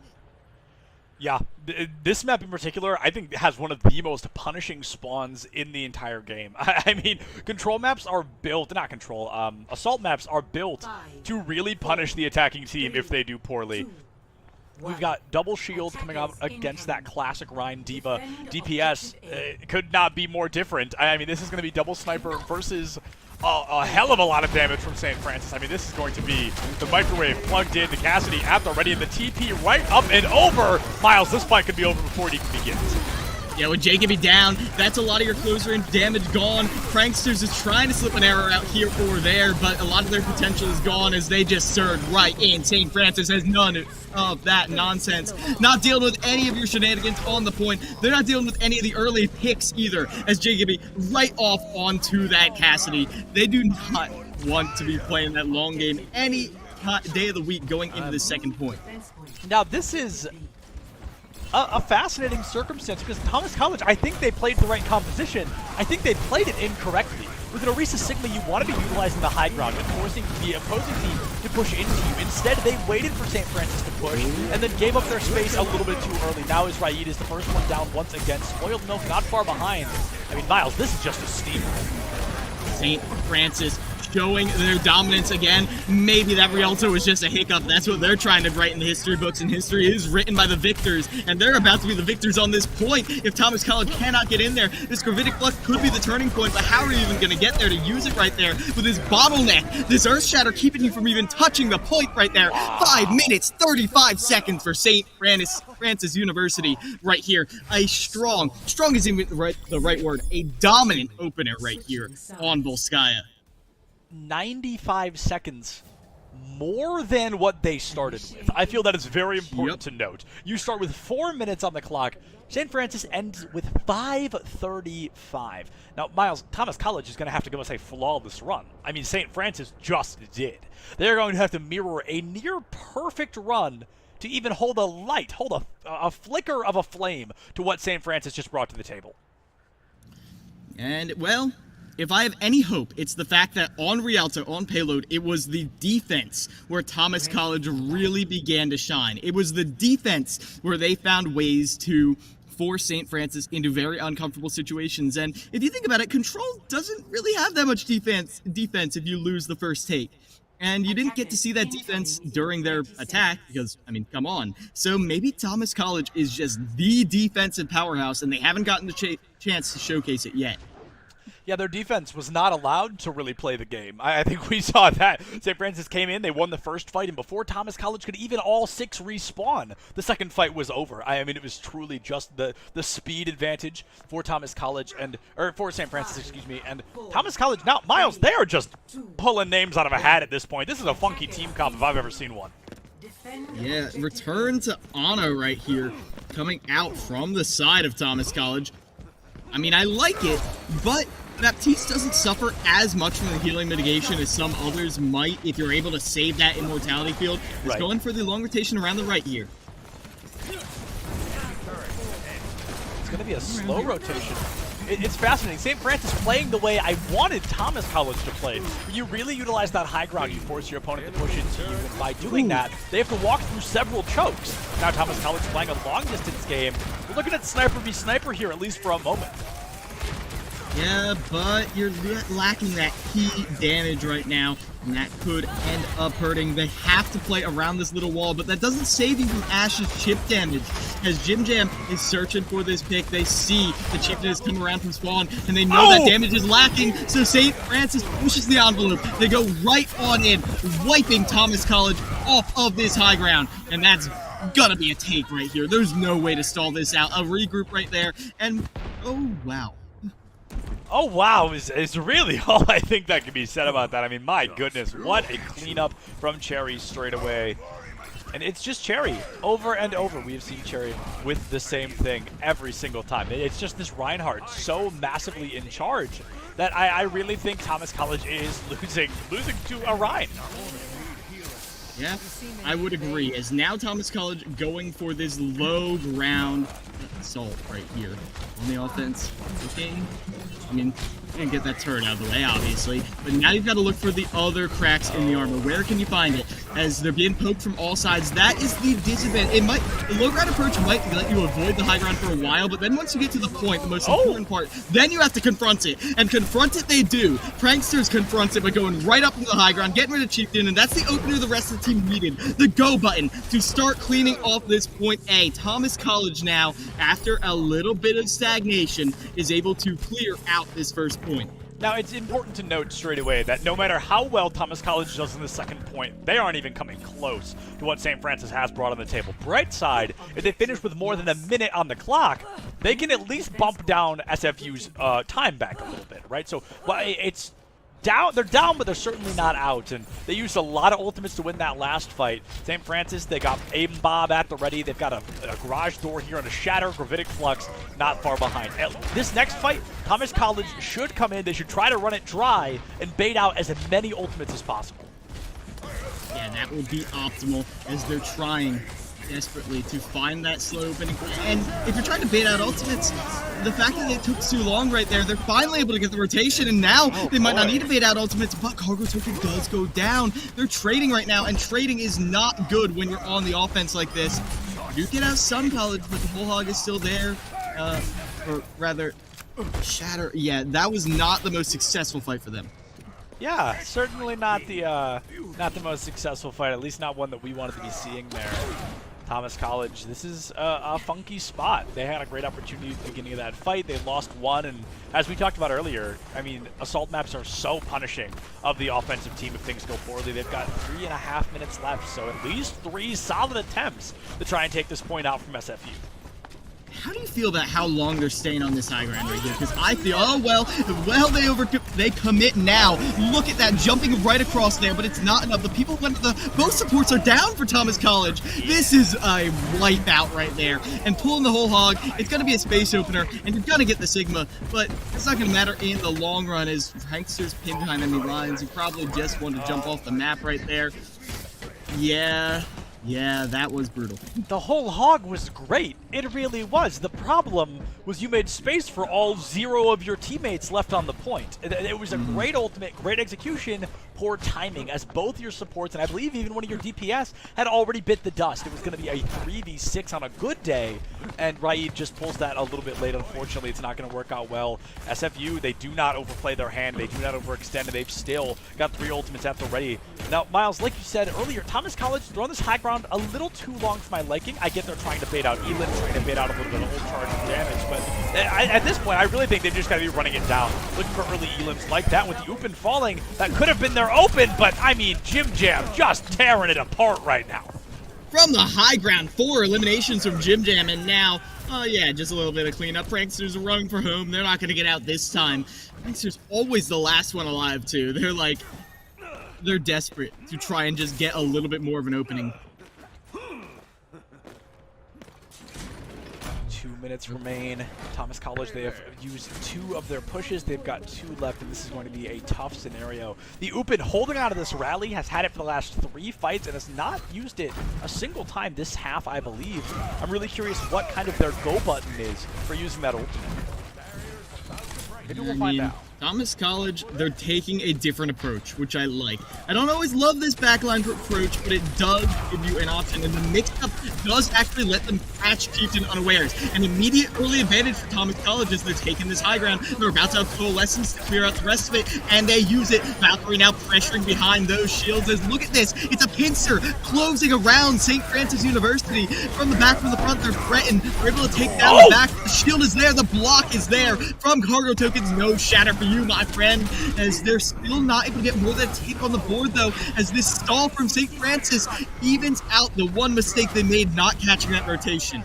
That was the first shatter from Cherry that has been blocked by Thomas College. Now, unfortunately, Cherry wasn't the issue. It was Jim Jam on the legs, completely uncontested for the 2nd fight in a row, Miles, putting 4 of Thomas College's members down. The Soldier snuck in, found the elims they needed, and forced this team into a really tough situation. Thomas College has 1 more attempt before Sky is coming to a close.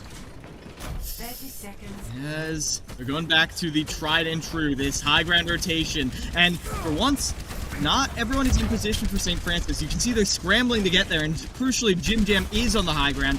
They're sitting with an Ant Matrix and a Tactical Visor up on the high ground, and now an Ant Gravitic Flux. They're trying to get rid of Jim Jam as early as possible. With that self-sustain, they're not able to get it. Look at that! Cargo is going all the way in just to shut down Jim Jam. They understand where the threat is, but when they're going all in, there's no defense for the rest of the team. And that means back on the point, it's all shut down. There's no way back. Overtime expires, and St. Francis University gets a 2-1 victory on Volskaya.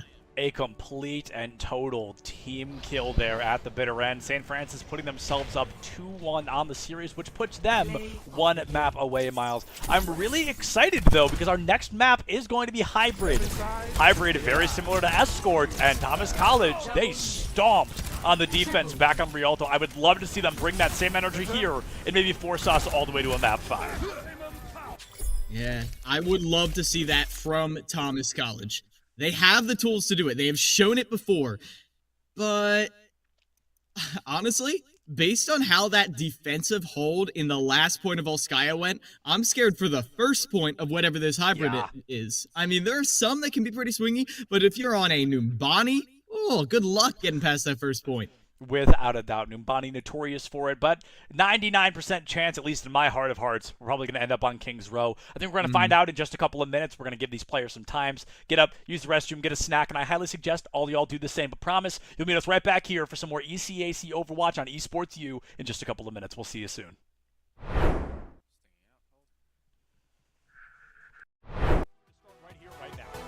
And immediately the cards are all on the table.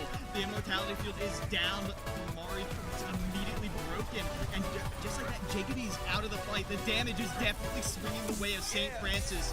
Look at that Chieftain chipping away the shield immediately, and that gave Jim Jam all of the room. There's that early ultimate we called out. With that, Chieftain puts up the fences, and you can see Thomas College flip-flopping from one of them. And a massive shatter right there. All 6 to the ground. That's going to be a cleanup for St. Francis University with the help of Amari's amplification. Right in the center of the point. Main tank isn't shielding anyone. They're actually down, even with that pick. We're still trading back and forth. It's not going to be a clean take right here, though. That is a nice cleanup. They could have lost a lot more right there.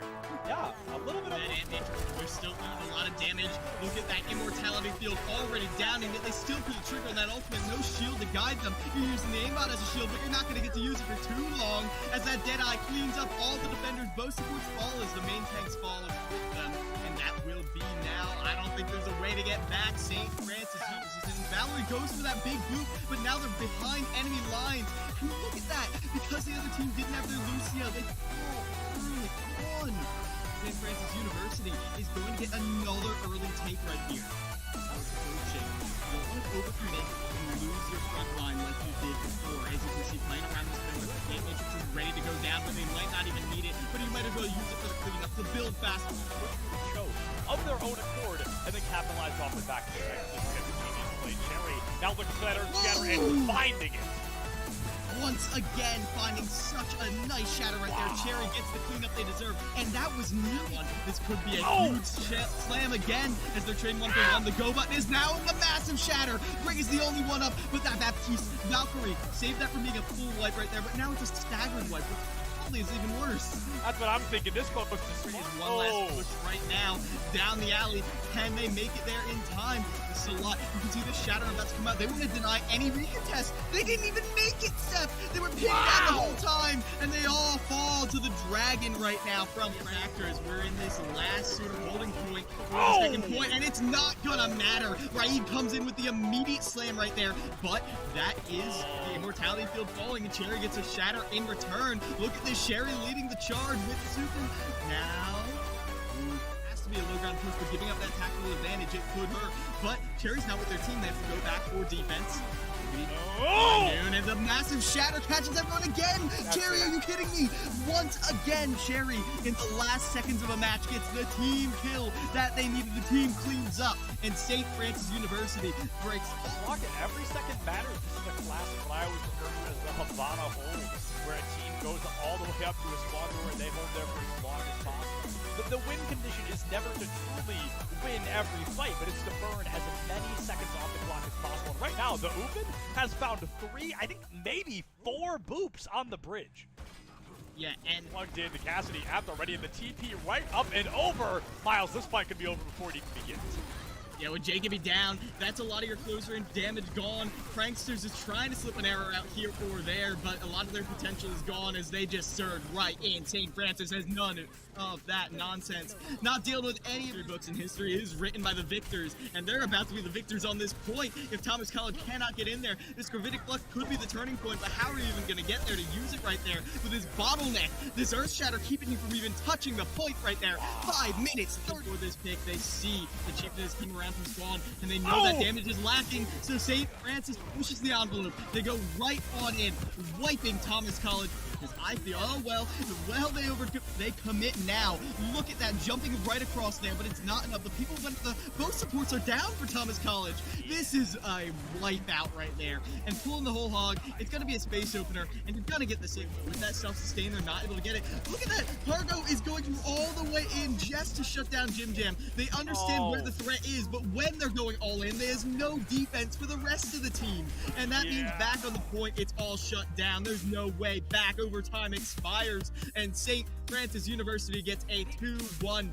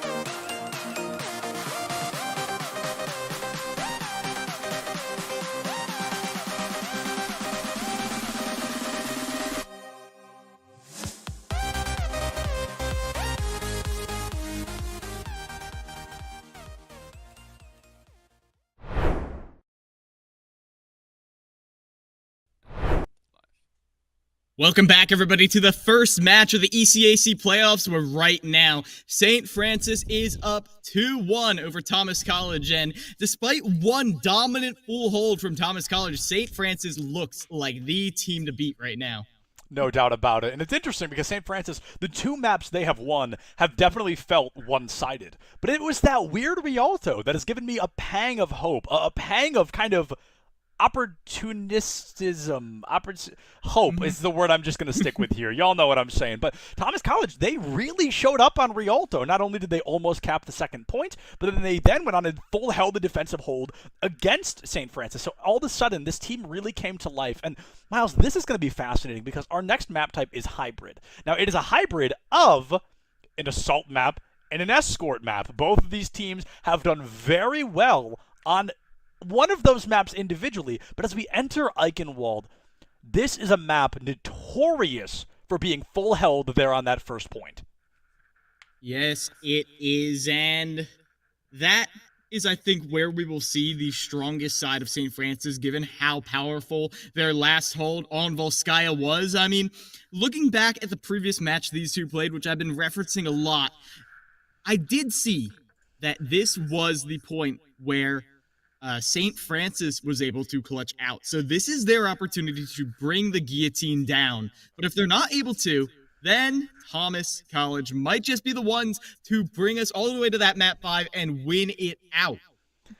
Yo, I wouldn't be surprised if a map 5 happened, but on the same side of that coin, I feel like I would. There's just been such this weird constant dynamic shift between these teams where sometimes we can walk into a series and we can say, oh, map 5 is the shoo-in, or oh, this is going to be a 3-0 guaranteed. But at the end of each map so far, of the 3 we've seen, at the end I have a different winner in my head. I'm like, this could be the other team. And then after the next map, I'm like, this could be the other team. It's just so back and forth right now on what these teams have brought to the table that not only is Eichenwald going to break down to individual performance, but Miles, I kind of have a pang in the back of my head. Are we going to be seeing hero swaps? Because this is a map that utilizes a lot of characters we actually haven't seen tonight. I'm talking Junkrat, I'm talking Echo or Pharah, I'm talking Bastion. I mean, there are some real characters that get successes here. Yeah, the one thing that does bring that to mind to me is, well, yeah, I was gonna say we have seen all hit scan all day from both of these teams. Right. And now, only now, do we see on Thomas College, look at that, a double projectile, and that might have been why we saw the Bookshelf coming in as a sub. Maybe they are the projectile DPS from Thomas College, the one who's coming in to say, okay, this is going to be our matchup. So not only did Bookshelf get subbed in for a support, but Jay Gibby is now on Mercy and Bookshelf is in the DPS slot. So technically, we've had 2 substitutions here. Jay Gibby staying in the game but swapping roles. And that is absolutely going to be a real key factor of these next couple of fights that we want to keep an eye on. We're looking at these projectile-based DPS and how well St. Francis can clip these wings. Look, I like this far back hold. Now you don't have to retreat that far. St. Francis University is going to deal with this far mercy as best they can, but they're not able to stop this flank for the most part, and the shield pressure combined with the backline pressure is a little bit too much handle, but Raid still goes down. It was the Amari. She came out with that immortality field to keep St. Francis alive under all that pressure. Thomas College, they find themselves in a really unfortunate circumstances. Their Reinhardt was one of the first to go down, and that choke right there, Miles, a shield is absolutely mandatory for a team to get through there. Almost 99% of the time are you only going to break through that with the shield. And right now, Raid trying to lead the charge for their team. Bookshelf getting a lot of great value from the heavens, but it's going to be that garage door. Amp Matrix opened wide up to force Thomas College back out and around the clock tower. But nobody's falling quite yet. We're still looking at a full-blown 6v6. Yep, I like that step back, that deep breath from Thomas College, because now they have the stable ground they need to push in. We've got a lot of damage and the flank potential from that barrage. A lot of sustain as well as Pranksters. Oh, they're waiting for this big swing. They're trying to bait them out. They're trying to bait them into a easy push, but no, they go all the way around the back. Oh! An answering shatter right there. The barrage, though, covers the follow-up. It's actually Pranksters who comes out on top, even with a 5-man shatter right there. Pranksters with the awareness to hold out, to hold strong right there. And they are going to keep themselves in this fight. Ooh. It's still dicey, but it looks like Thomas College might be in the position for a take, but not if Cicada has anything to say about it. Miles, Cicada's the only one saying something right now. 4, make it 5 eliminations! Cicada is 1 elimination short of a technical team kill against Thomas College here. This diva refuses to die, and she will continue to fight until the bitter end. Oh, but what a turnaround. Raid taking down 3 to seal the deal and cap that first point for Thomas College. We have now jumped from that assault style map type to an escort, and this is where Thomas College really got to shine back on Rialto. Yeah, and you can see they're already trying to take this full advantage. They do not want to be held up at those Eichenwald doors as trying to get that poke damage, and the card is now moving again. What can St. Francis do to stabilize right here?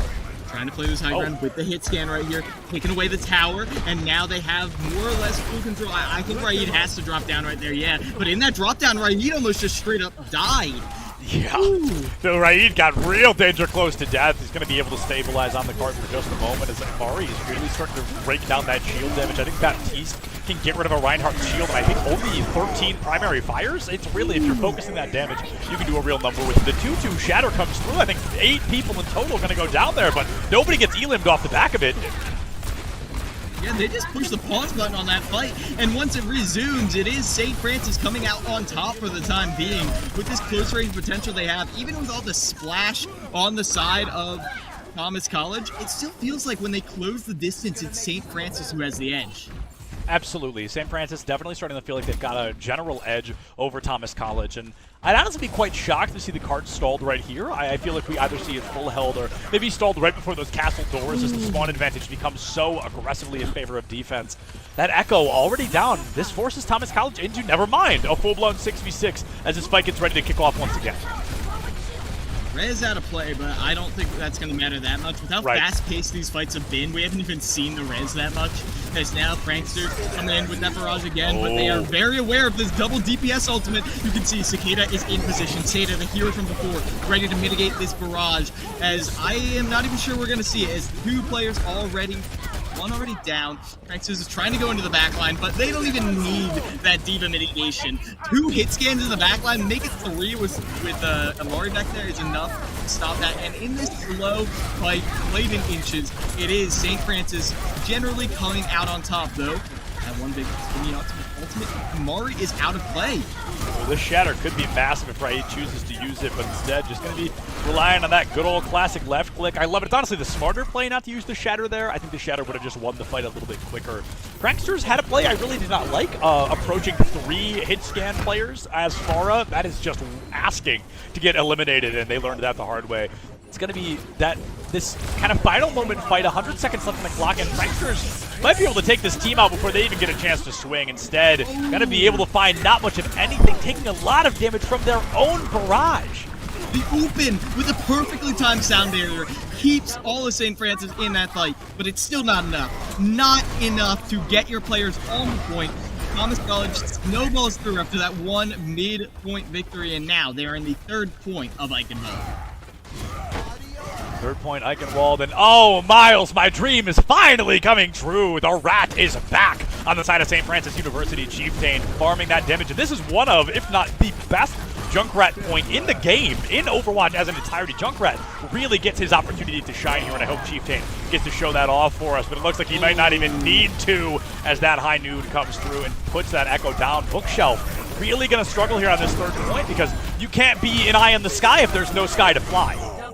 Shatter comes out, but crucially they do not hit Amari, who saves their team with her healing. And now, look at this, St. Francis bouncing back, the tanks coming out in full display. Cherry, once again the hero. After not blocking that Shatter, they're like, okay guys, my B, let me make this up for you.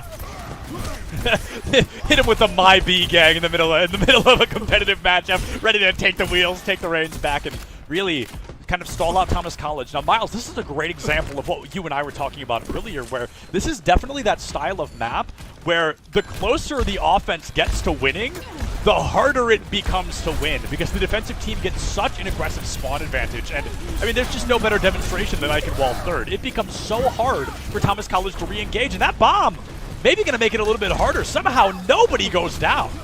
But they're forced into the fight early, Steph. They might make that work for them, though. As Pranksters comes out, they do eliminate the main tank. Cherry out of play, and Cherry is one of the crucial players. Without that defense in, how long is St. Francis going to last? Evidently quite long. With that Ant Matrix, again, they put up that shield of damage we saw all the way back, because they're able to just weather the storm without their main tank, and even with that early pick, St. Francis still remains untouched. St. Francis, I'm shocked because for so long I've been here praising Cherry and everything they've done, but I'm starting to realize, Miles, it's not just Cherry, and I think the best example of that is every time Cherry goes down, Cicada just comes out swinging, just kicks it into 5th gear every time. The first point is a great example, dropping a 5K alone to keep that fight alive, to keep the team into things after that main tank had gone down, and I mean, it's just great adaptation from St. Francis. They have a hierarchy. If Cherry goes down, it's Cicada. If Cicada goes down, it's going to be Jim Jam. And it just continues on. Oh, please be a massive rip tire for my entertainment and nothing else. It's only 1, but that is good enough. Bookshelf able to take out that counter Junkrat, and the fight begins. A 1-1 trade to kick it off. It might as well have been a full team wipe because they hit them in that immortality field, and that meant they did not have time to heal up. Thomas College, they fell, and now look at this. This could be what they needed. They're actually getting the push through right here, but the stall character's coming out, all the way out. Cherry with a shatter. Is it enough to save the point? They're able to get the other main tank down. Look at this, St. Francis is they're swinging back here in overtime. Oh, that double grenade kill right there from Chieftain is enough. Thomas College, they're going over to their stall characters, but the ball isn't enough to hold your team in this fight. Finally, the self-destruct takes the wrecking ball down, but the rest of the defenders are there, but they shut down J-Gibby with the Mecra above, and St. Francis holds out on the very last point of Eichenwald. Oh, Miles, I just kind of feel bad there because that's not the type of fight you can win slowly. There's just that massive spawn advantage that I've talked about quite a few times already that it's a real pain in the neck for the offensive team. You can't pick off your opponents one by one. It's got to be a 4K, 5K, or 6K to really seal the deal, and unfortunately Thomas College just could not find that. Now they're on the defense. They beat the crap out of St. Francis back on Rialto when they were on defense. Can they mimic that once again? Yeah, and I mean, that's what you got to be seeing. Thomas College here, I mean, if history is to speak, it is the second point defense that we're looking for because they get this, well, they like the payload defense. They like it a lot. They like being able to control where the objective is. So in a more stagnant defense, in a more stagnant objective, that is what Thomas College has to play around. They're still sticking to this Farah right here. I mean, I got my eyes on that. The fact that the Farah remains on the defense, I feel like with this clock tower, it's so powerful. Oh, absolutely. I mean, Farah has what I can almost call King's Row syndrome here, where you get to utilize her in something that feels like it maybe shouldn't work, but if you use the map in your favor, if you can utilize these corners and these walls and these clock towers, Farah becomes a real menace, and she becomes really difficult to utilize or take advantage of. Oh, there's a spider on me. Oh, goodness. Okay, sorry, I'm back. It's going to be Farah, a real nuisance here, but if Bookshelf overextends for even a fraction of a second, it can all be over. And speaking of overextensions, I don't think Amari even got the chance. That was just an unlucky fire strike. Yeah, she gets caught, and now the entire team has to pause, and that gives Thomas College a crucial advantage because they get to see what the comp they're about to fight is before they fight it. And the fact that they saw that Symmetra right there throwing the balls out means they have to be aware of these possible teleport rotations, as we might just be seeing Chieftain going back to spawn. I'm not really sure what's happening there, but either way, this is almost a full minute off the clock before the first fight even begins. Yeah, that's actually an insane consideration, Miles. Honestly, we have seen a lot of great performance coming out from these teams, but to go an entire minute in and not have a real fight until right now, that could be disastrous for St. Francis, but it looks like they might finally be able to turn this one around. Yeah, with that rotation from Chieftain, they're able to get onto the point, and now with the last remnants of the defense remaining, I don't think we're going to be seeing a Cicada clutch like we saw before, except, well, on the team Cicada is on, as Thomas College falls. And now they have to get this defense here. You need to slow them down. You can't let them have an uncontested point like we saw before. Yeah, that uncontested is what really becomes terrifying. This team, I think, is going to have to give us at least a mimic of a Havana hold. I think you've got to get up close and personal. You've got to go full-blown, pedal to the metal, and just really find an opportunity to strike. I would love to see a barrage right here, Miles. I think that would just absolutely team wipe the Bookshelf instead. Going for a flank, a bit of a cheekier play. Might be able to find some value here in the castle, but no, those wings are clipped before even a little bit of damage can be done. Immortality Fields and Amari really stymied any of those plans. They wanted that barrage so badly, and then they're there, and they're like, no one's dying. How do I fix this? And while those thoughts are flying, they're not able to get it. As now, look at this, St. Francis takes away this high ground. Your Dev throws out the Deadeye, but it's not enough to really push through this defenses. Thomas College, despite that initial failure, they're not really able to hold on that much longer. Ooh. Down perch, but the fact that J-Gibby has the wings out right now is keeping everyone so stable. Stabilization might be the name of the game. J-Gibby's been doing such a good job here on the support. You gotta remember, J-Gibby was the powerhouse DPS from Thomas College, but now the wheels have really been turned even a little bit. Cargo Tokens taking one elimination onto the Open. Is that going to be enough, though? You've removed the Lucio, and I feel like the Lucio is not really the kingpin of this current team composition. St. Francis might have to play a little slower, but I don't think that's really going to prevent any plans they had moving into this next fight. Yeah, and that next fight getting started now is the Upin coming out. They have that sound barrier, like you said, but the Upin, not the star player, hanging into the back as the low self-destruct. It gets rid of the Immortality Field, and that's crucial right there, as now we see St. Francis coming out powerful from the high ropes. it's only really the backline, the pocketed backline, that's able to survive that aggression. As St. Francis, they're going to have to probably fight through one more defense. Prankster's mid-visor got melee killed by Amari, who is on Baptiste. All right. It really do be like that sometimes, and unfortunately, I think Prankster's just learned that the hard way. A phenomenal stun comes through, and St. Francis, Miles, this ain't even a fight. I mean, this is just going to be an immediate quadruple kill to come through. Bookshelf gets a vengeance kill, but at the cost of losing the second point. With 4.5 minutes left on the clock, St. Francis, they are in a really good spot to walk this and maybe even win Eichenwald here. And after how many players have fallen to the D.Va remake, they're not even going to attempt at a stagger. They don't want to deal with that at all, as now they've already rounded this first point, one of the hardest to clear, and Bookshelf has gone over to that Junkrat that we love. Chieftain 2. Oh yeah, we're seeing the double Grenadiers coming out here.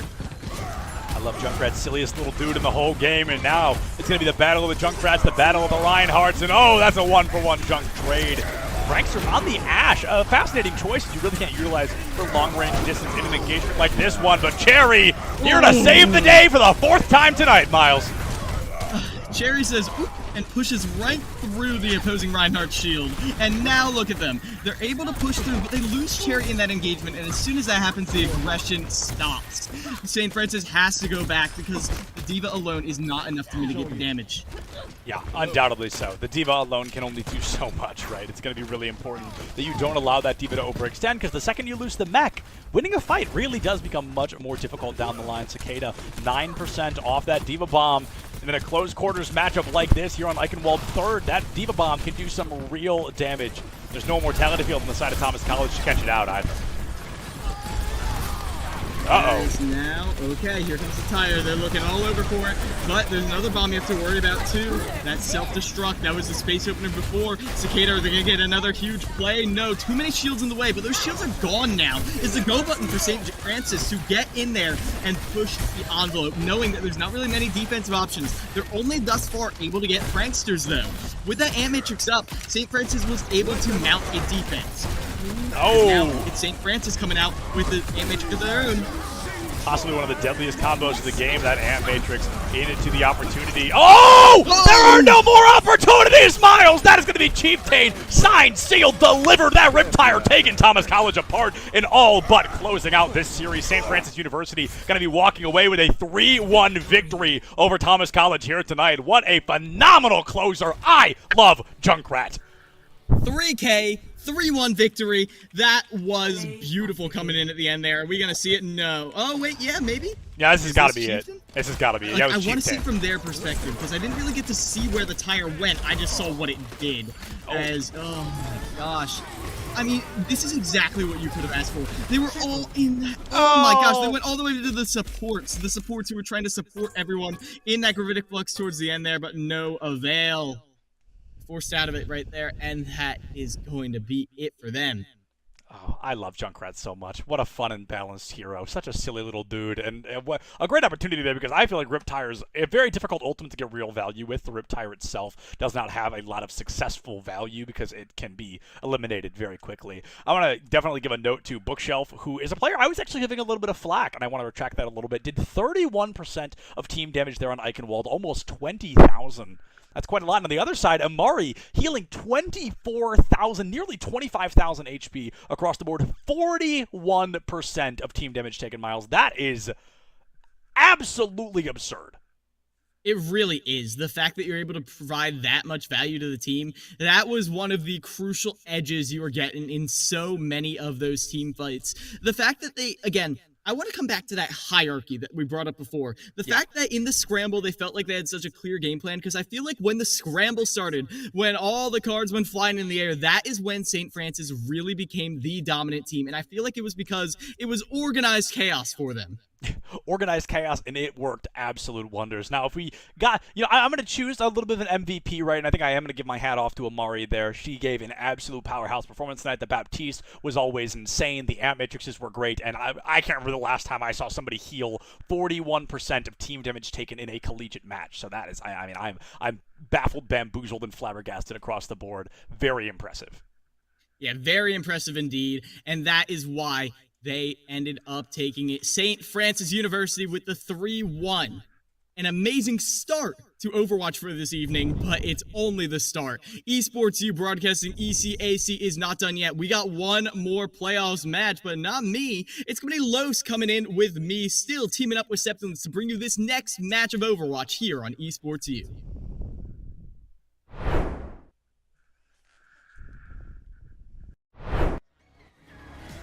They go all the way around the back. Oh! An answering shatter right there. The barrage though covers the follow-up. It's actually Pranksters who comes out on top, even with a 5-man shatter right there. Pranksters with the awareness to pull out the hold strong right there. And they all out of cicadas and didn't say about it. Miles, Cicada's the only one saying something right now. 4, making 5 eliminations! Cicada is 1 elimination short of a technical team kill against Thomas College. This diva refuses to die, and she will continue to fight until the bitter end. Oh, but what a turnaround. Raid taking down 3 to seal the deal and cap that moment as Akari is really starting to break down that shield damage. I think Baptiste can get rid of a Reinhardt shield, and I think only 13 primary fires. It's really, if you're focusing that damage, you can do a real number with it. The 2-2 shatter comes through. I think 8 people in total are going to go down there, but nobody gets elimed off the back of it. They just push the pause button on that fight, and once it resumes, it is safe. The clock, and Pranksters might be able to take this team out before they even get a chance to swing. Instead, gotta be able to find not much of anything, taking a lot of damage from their own barrage. The open with a perfectly timed sound barrier keeps all of St. Francis in that into the fight early step. They might make that work for them though, as Pranksters comes out. They do eliminate in the main tank. Cherry out of play, and Cherry is one of the crucial players. Without that defense in, how long is St. Francis gonna last? Evidently quite long. With that Ant Matrix, again, they put up that shield of damage. We saw point, they're able to get the other main tank down. Look at this, St. Francis, they're swinging back here in overtime. Oh, that double grenade kill right there from Chieftain is enough. Thomas College, they're going over to their Saul characters, but the ball isn't enough to hold your team in this fight. Finally, the self-destruct takes the wrecking ball down, but the rest of the defenders are there, but they shut down. Oh, that could be disastrous for St. Francis, but it looks like they might finally be able to turn this one around. Yeah, with that rotation from Chieftain, they're able to get onto the point, and now with the last remnants of the defense remaining, I don't think we're going to be seeing a cicada clutch like we saw. At that sound, like you said, but the open, the star player hiding into the back is the low self-destruct. It gets rid of the immortality field, and that's crucial right there, as now we see St. Francis coming out powerful from the high ropes. Even, it's only really the backline, the pocket.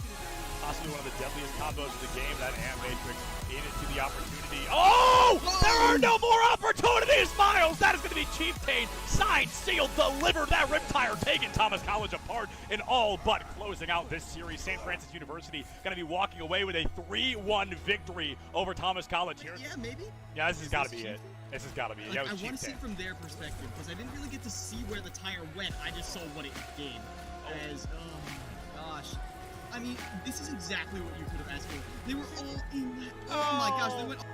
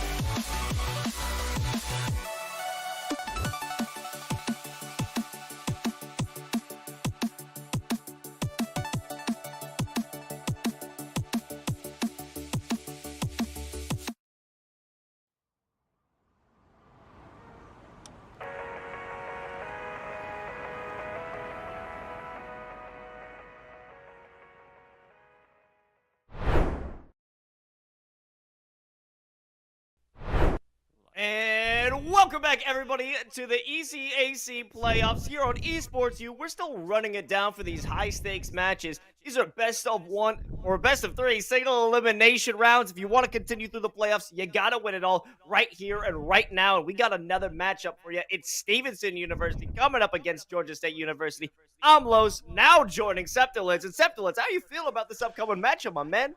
Los, I'm hyped. The last one was great. There was a 1-seed differential between our last matchup. This time, there is a 3-seed differential. So statistically, this one shouldn't be as, let's say, neck and neck as that last one. But I've got to say, last series was definitely a banger. A real upset there as well, as the 17th seed did eliminate the 16th seed. Very exciting. This is a single elimination bracket, like you said, a 1-3 here tonight, and it's going to be Stevenson and Georgia State. This is going to be, I mean, an absolute nail-biter, to say the least. We're starting on a surprise to nobody, Lijiang Tower, and I am super excited. I know! A collegiate series starting on Lijiang? Unheard of up to this point, but I'm super excited, Los, because this is one of the best maps in the game, in my opinion, and one that really calls for some seriously weird team comps. Yeah. No, I enjoy it a lot because it's just the best way to see who you're playing against. You know, it's the best way to kick things off on a series. You get every type of composition possible here when you're jumping into Lijiang Tower. And, of course, one of the night markets, I think we're going to see some absolute frenzies. The Clown Fiesta.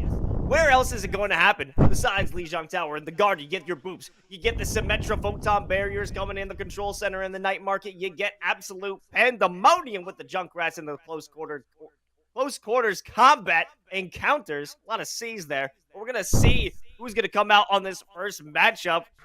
And I'm just ready. I'm ready to go, man. I'm ready to go, Sep.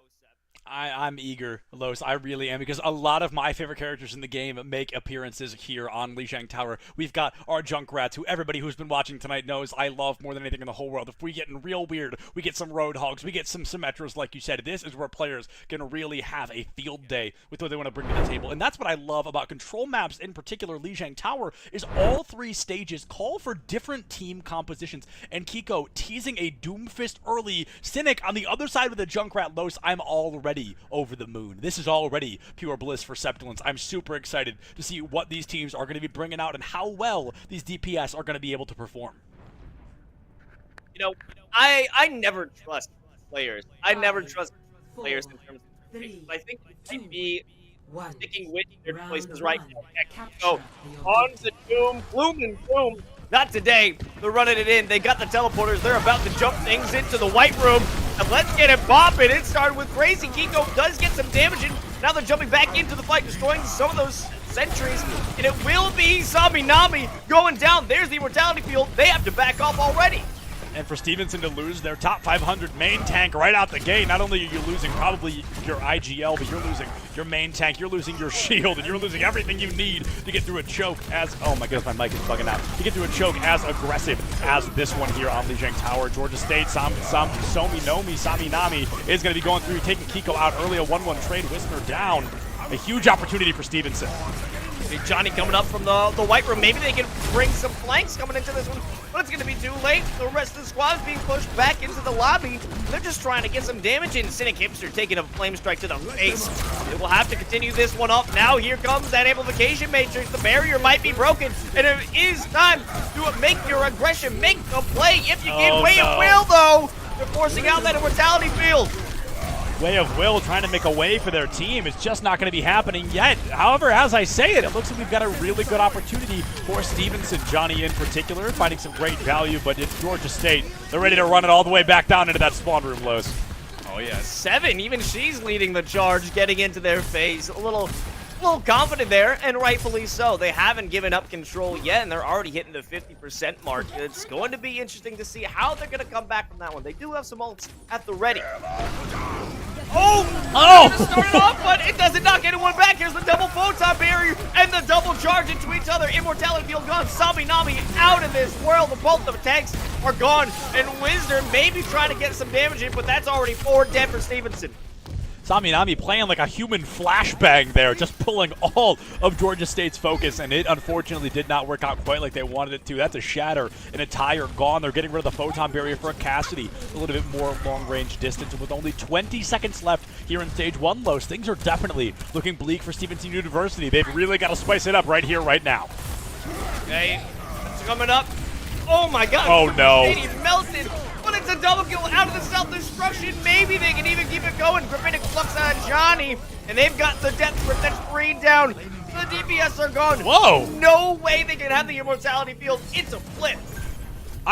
Just like that, Los, the waffle iron has absolutely been flipped here. I mean, we've got Stevenson University. I was already shaking my head. I thought the round was over, but a great turnaround, a great performance from Johnny there. That Gravitic Flux going the extra mile, confirming a 3K to seal the deal, but Stevenson making a crucial mistake here. They're not holding the choke, and now Georgia State, they get to walk right back out onto that point. There goes Super Shady again, throwing their body on the line to no avail. Maybe the Meteor Strike can find success. No! It's on the other side of the barrier, but even so, Will and Saminami are gone. Wisner has some success. Oh! A great headshot. What else are they going to bring to the table? No one's here to contest it. Nobody's here to contest it, and fortunately, we see Stevenson fighting tooth and nail to the bitter end, but these 1-1 trades do not work out well for them, Los. It's going to be a huge opportunity for Cynic to just rack up as much damage as possible, maybe get a Death Blossom to save the day if you're lucky, but I just do not think the cards are stacked in Stevenson's favor right now. Photon Barrier is giving them some position to try and contest they will, but convert they won't. Sominomi has the Earth Shatter, and they're just waiting for the opportunity. They're just itching to slam it down on him. Oh, so Minomi, that shatter isn't going to be coming out quite yet. Instead, the Gravitic Flux picks up quite a few, baits out the beat, and oh, the shatter meets a shield in the most unfortunate of ways to use that ultimate. 30 seconds now left for Stevenson to clutch out the second point, but Hipster down. Johnny's still on the front line, and now things are falling apart for Stevenson. That's 3 gone. They don't have the barriers, not anymore. Wisner completely denied of value from that Deadeye, and here's the flip. Oh, the flip will be flopped back in favor of Georgia State, and they win it 100-81. Now, I've got to say, Los, we got to remember, that was almost a 100-0. So for Stevenson to not only flip the point back, but to almost clutch it out, they take you all the way up into the 80s. This team is showing signs of life early, and as we move into the second stage, which is going to be Night Market, this is their time to shine if they want to keep Liu Zhang alive. Yeah, they are not going to go down quietly, and they may have lost the first round, but there's still plenty of Overwatch to take place. Kiko reprising that role of the Doomfist. Exciting to see what they could bring to the table. Unfortunately, you know, the Meteor Strike just wasn't enough as they were trying to remove Saminami over in the midpoint of that previous round, but maybe they can find more ability to just knock people in the wall on the inside of the objective. Round 2. Capture the objective. Kiko staying on the Doomfist here. Now, this is a fascinating choice, Los. I want to see how well the Doom can succeed. If you can get a punch right out of the teleporter, that really goes the extra mile, but instead, Kiko might be the first to fall. Oh, there's the Immortality Field, and it saves their life. Goodbye, Kiko. Goodbye, Shady, and maybe goodbye the rest of Georgia State as they're just dodging and weaving in between those sentries. Nobody's left to fight on the point. Nobody is left to fight on the point, and that is, of course, the most important thing about the game, Los, is keeping that point alive. Stevenson capping that first point, and if they can cap more than 15%, then statistically, they are projected to win this point and force us all the way to Garden, but that statistic has been broken hundreds, if not thousands, if not millions of times across the board, so it's a bit of a weird one. Saminami almost has that Earth Shatter, but Super Shady waiting to pop one of their own. Already a 1-1 trade. Goodbye, Wisner. They don't have that ability to get the flashbang. There's that Earth Shatter, and they have the Photon Barrier to keep themselves safe on the other side of it. Belly is out of the mech. The baby Diva looking to find value. Super Shady combating anyone who dares walk beside that barrier, and they do get the conversion. The conversion here for Georgia State takes it away from Stevenson, who's going to be entering this fight, Los, not with 3 ultimates, not with 4 ultimates, but with possibly 5 ultimates, nearly 6 at the ready. Georgia State, they are hanging out about maybe 1 in about 2 minutes, so this is really Stevenson's fight to lose. Going to be a tough one to get into, but if they can break this curse, they can break these shields, they can tear Georgia State apart. Rescue, you can't lose. Maybe this will be the opportunity. Here's the Gravitic Flux. There's the Photon Barrier. You got players launched into the sky, and they're going to use everything they got. The only thing that isn't broke is that amp matrix, and this will decimate the forces of Georgia State. And I loved to see that highest of noons making an appearance, Gravitic Flux into high noon. If it doesn't kill, it most certainly nearly will, and you can usually clean up the kills off the back of that. Stevenson using 5 ultimates. Close, anybody's going to tell you that's maybe 1 or 2 too many. Georgia State now, they have got the ult econ just completely in their pocket. Yeah, it may have been a bit of an excessive play to get in, but at least they got that point conversion.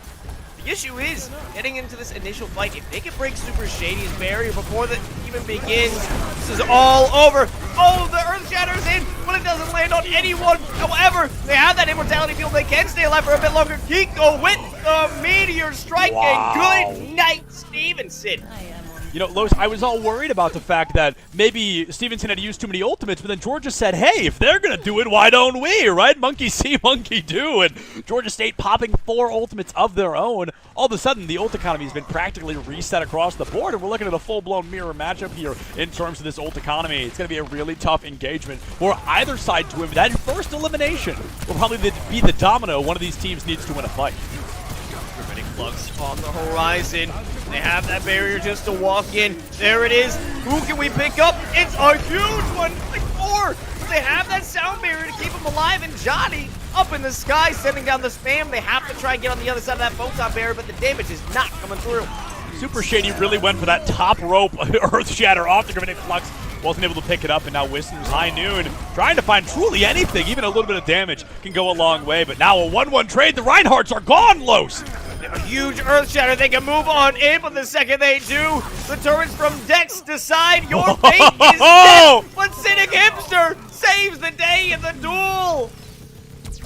Oh my goodness. I mean, Cynic Hipster wins it single-handedly. There was a Sim 1v1, an absolute champion, to say the least. Flows now the Wrecking Ball from Johnny, trying to find some eliminations where they matter most, but it's just going to be falling a little short. I thought there was going to be a last-second grappling hook. Not going to be the case. They've got it under control. Here's the photon barrier, preempted, but they're prepared to take as little damage as possible. Amp Matrix and Wave will, but where is the attack coming from Georgia? This attack's got to come from somewhere. They've got 9 seconds, and they're looking to end Li Zhang right now. They've almost got a Shatter. They've almost got a lot of things, but they just do not have quite enough. Stevenson University looking for an opportunity now. Can that garage door be enough, Los? Oh, they got the TP in the backside. Doesn't find the value, but here's the Earth Shatter from Super Shady. They dive for using it. It is their punishment. Photon to keep the players safe from Georgia, but no one is alive to even be on the other side of it. Kiko with the Meteor Strike gets the shot on a Cynic, but they're all alone. They can't clutch it out. Oh, that's going to be Stevenson taking us all the way to Gardens. This, Los, is shaping up to be a phenomenal series. We're jumping all the way into Li Zhang Gardens, and this is a personal favorite because I am a Wrecking Ball player, a Lucio player, and a Pharah player, so why would I not love this stage at the end of the day? A huge opportunity now for either school to walk away, and so far, whoever caps it first walks away with the win, so who's going to cap this point first? That is the case. I mean, we were looking at some statistics now. Stevenson did walk away. They had that 15%, and, you know, it was proven true today. So maybe Georgia State, maybe Stevenson get that 50%. Kiko now picking up Sombra. Be a big problem for them later on. No one is able to use those abilities. Somi Nomi loses out on the barrier. That will be it. Silent approach here as that teleporter does come through from Cynic Hipster. Kiko going in deep and finding the hack onto Sami Nami. That's the way to kick off a fight, Los. If you can get that Ryan out, your fight's practically won. And they immediately drop the immortality field. We have a bit of a chaos. Super Shady jumping around as the monkey, putting in some damage. Dex now following it up. No one's there to stop them. No one is there to contest, and they walk away with a free kill onto Way of Will. No more immortality field. That will be it. All these bodies are falling. Georgia State walks out with only one player dying. Oh my goodness. That was just such an aggressive cleanup, and I'm really excited to see my boy Winston Overwatch. We haven't seen him at all tonight. We've got him on both sides. The Reaper alive, and now Cynic Hipster swapping to the Cassidy, which I think makes the most sense. Getting back into a site with Sim becomes very difficult. You want to get out of that point as quickly as possible, and Symmetra, I mean, she's not very good at that. Holding one down, oh, absolute, but opening one up, not her forte. maybe a hack was put onto that diva, but they want to have that defense matrix, so they just got to throw their bodies on the line. And what can you do besides that? Everyone is stuck in this massacre. Seven, she's got the coalescence, she's got the heals, and allows that primal rage from Super Shady to find a great deal of damage. And no one is walking out of this white room, but Wisner has the death buff, and they used it all on Chef. Yeah, I mean, Chef's got to be feeling a little heartbroken by that one. A full dedicated Death Blossom to take out that Lucio, and it honestly did exactly what it needed to. Now a 3-man EMP, but nobody there to really follow up. Sombra only doing 6 damage per headshot. She's certainly not cleaning up any kills by herself. Kiko takes out Saminami. They trade out their own Winston in the form of Super Shady, though. This could be rough for either side. Second that this goes down, yeah, it's Oh! perfect. The perfect storm for Dex. They broke the immortality. They lost the defense matrix. It was easy as it Q, and it's all good for you. Georgia State maintain their posture and control. I mean, Dex clearly maxing out all the stats in that category, sneaking right in to the back of the team and taking out 4 on their way out the door. A huge opportunity for Georgia State to possibly walk away with a second stage win and guarantee a victory here on Lijiang Tower. Whichever team ends up winning this only needs 2 more maps to move on to the bracket and remove their opponent from these playoffs. Big hipster. Doesn't have much to work with. They don't have any ult charge, but they're going to do as much damage as they can with the pharmacy, with Tiramisu. Give them the buff. The coalescence is making sure everyone is feeling just safe. Saminami outside of the mech. And Wisner, maybe they can find some damage, but no one is falling into their crosshairs. The second that they find them, they are targeted with ease. This is going the way of Georgia State. Only 3 left. The resurrection goes on to Wisner, but what is it really going to mean? I'm afraid it won't mean much here, Lars. The numbers just so heavily in favor of Georgia State, and a team kill. That means all 7 of them were killed, including that resurrection. So a really strong cleanup from Georgia State. A very dominant victory there on Lijiang Gardens. They won the first fight. They had the lion's share of the momentum, and they ran away with it ever since. I'm actually stoked that we're going to get another look here at Dex. Look at this. Just walks right in and presses Q. And like you said, press Q. Looks good for you. A great opportunity for Georgia State to win that first stage and carry them further into the series. Lijiang Tower now in their back pocket. The next map is going to be chosen by Stevenson, though, and that could really dictate the pacing of whichever map we end up on next. Yeah, that was a perfect play. I want to talk a bit more about Dex. They realized that opportunity. You saw the self-destruct coming out of the diva. You realized no one is there to stop those bullets.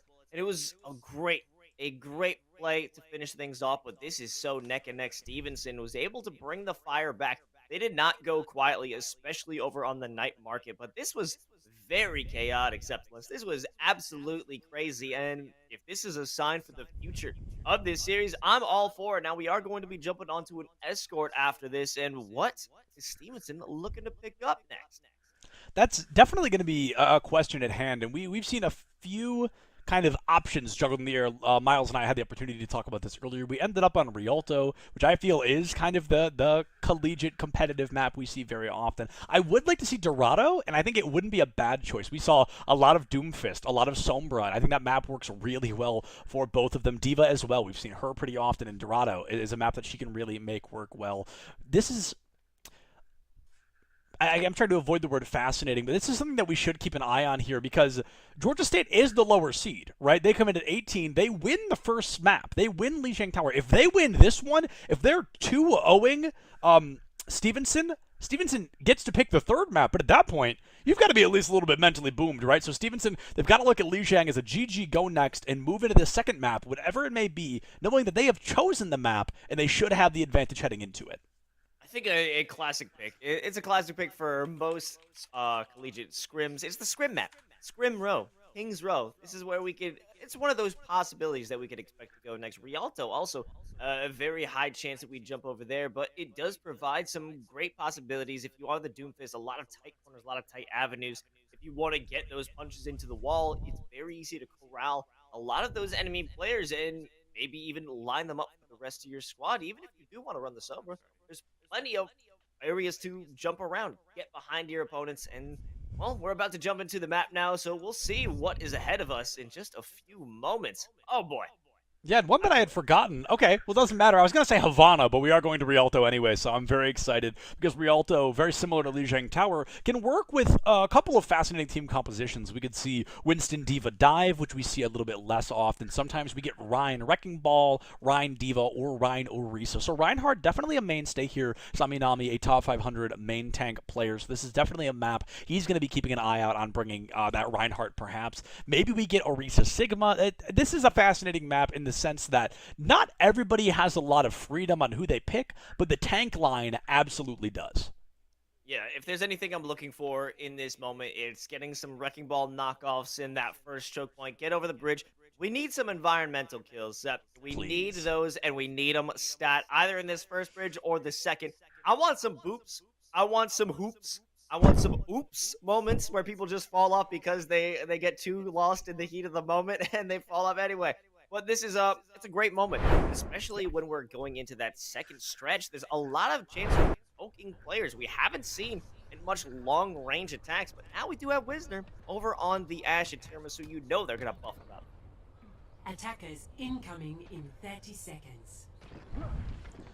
Absolutely. A very fascinating circumstance here on the side of Steven University because they're going for that classic double sniper, and I think that double sniper may be a blessing as much as it can be a curse, because if you can utilize it well on the offense, then you're really able to open up early corners and open up early opportunities to strike. But if your Ashe or your Hanzo is getting completely canceled out by some Mei right clicks or a half-decent Cassidy, then all of a sudden your DPS line not being there to succeed can definitely hurt a team. And now as we're going through and seeing this immediate Havana hold right after the spawn, these snipers are going to suffer. Oh, that close forward hold should be deadly, but Geeko falls. They don't have any problem at all, but it will be sitting against her. They do face a bit of the wrath, and they are right outside of the spawn doors. This could be a little too much for the squad. Nobi doesn't get a hook, but what does it matter? They're melted the second that they get it done. We do have a bit of an aggressive play from Johnny. They move the card about 2 feet and will pay with their life. Yeah, they get the cart maybe a meter, I think, perhaps. And unfortunately, it's not going to be as successful as they wanted. We saw a boop kill come through from Chef, completely removing anybody off the cart. And we just got to look at ultimates right now on the side of Stevenson. They've got so many at the ready, but if they get out of spawn, that's where they're really going to come to use. Dex taking offline, aim Bob, ready and waiting. I think Bob's such a great space maker if they can line him up appropriately. Hey, Bob put into play. He's then right on the objective. Oh my god, he got booped off. He got booped off, and now Nobi's gone too. They've got nothing. They have to run back. Cynic Hipster realizes this is a failed attack. We'll try it again. You know, that's why I said if you place him correctly. And unfortunately, I just don't think Wisner had that opportunity. Bob comes in, he's immediately taken right back out. And Cynic has to bring dragons from spawn, Los. That is such an unfortunate circumstance. You know a team is really being stuck in spawn where they've got to commit both DPS ults just to try and get out. Not only that, they use the Amp Matrix as well. Here is a ton of damage coming through. This should be the final death throes of Georgia State, but they did knock off a great deal of time off the clock.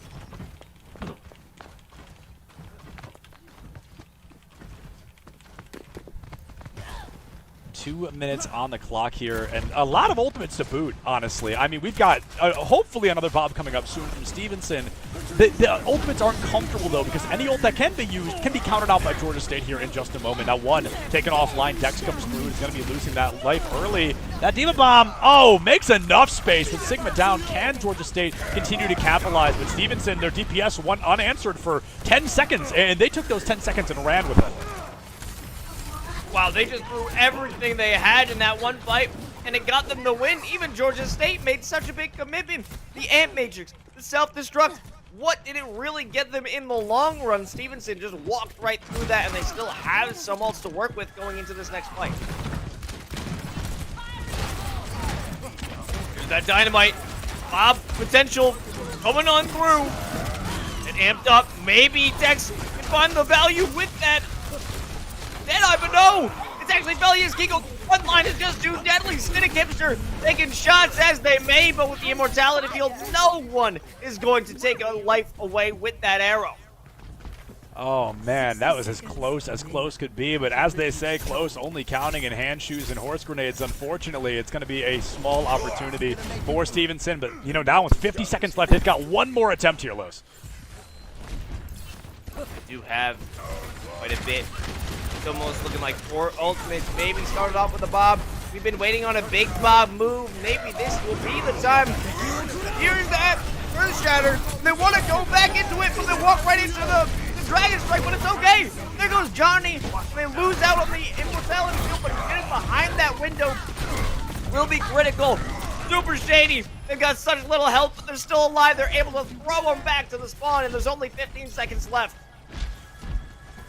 Only 15 seconds left. Those ultimates just not finding the value they wanted here, Los. And Stevenson University falling flat here, unfortunately, on Rialto. And we can't necessarily hold it against them, as Rialto, a map notorious for teams being full held here before this first point cap. Kiko, gone. Chef, gone.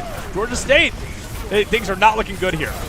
Okay, self-destruction. They don't have barriers to hide behind, but no! It was pulled out in the last moment by Sami Nami. Maybe they have a gravitic flux from Johnny just to seal the deal, just to get past this last choke point. And with 4 dead, it is all but guaranteed.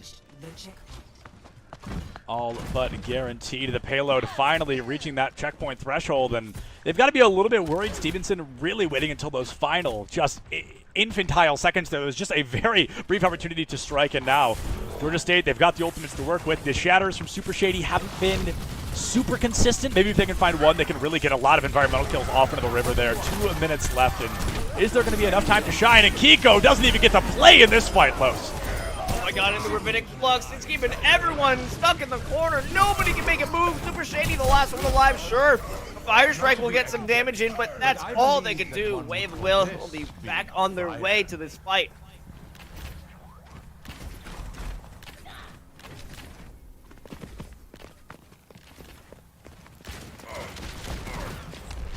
Winston coming out from the super here, so they're going to give up on really any attempt or hope of a consistent shatter, which, to be fair, against Sominomi is going to be tough, right? It's going to be difficult to find some successes coming through. Dex, though, going to be there to clean up any hopes or concerns or worries that Georgia State may have had, picking up a double, trying to turn it into a triple, and with the help of some teammates, making a quadruple kill to come through. Some great success. 70 seconds left here for Stevenson. Can they crack that code in the final seconds once again? Yeah, they commit a great deal of ultimates. It's that Blizzard, it's the Deadeye, and Dex is still dealing a great deal of damage on their way back to that next fight. There's so much riding behind Stevenson. Sami Nami has brought so much value to this team with those Earth Shatters. If they can bring another one at this high ground, it'll be all of... Wait a minute! A bomb in the backline is going to be critical! They get knocked out of the way, and they have to leave the high ground. Maybe Siddiqimster can finish things off with a Dragon Strike. No! It's actually Stevenson University. They take so much damage from the top!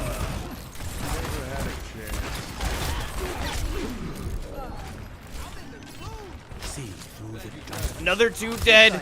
They lost the point. They've got 30 seconds left. There's still room for one more fight to go down. See that which is unseen.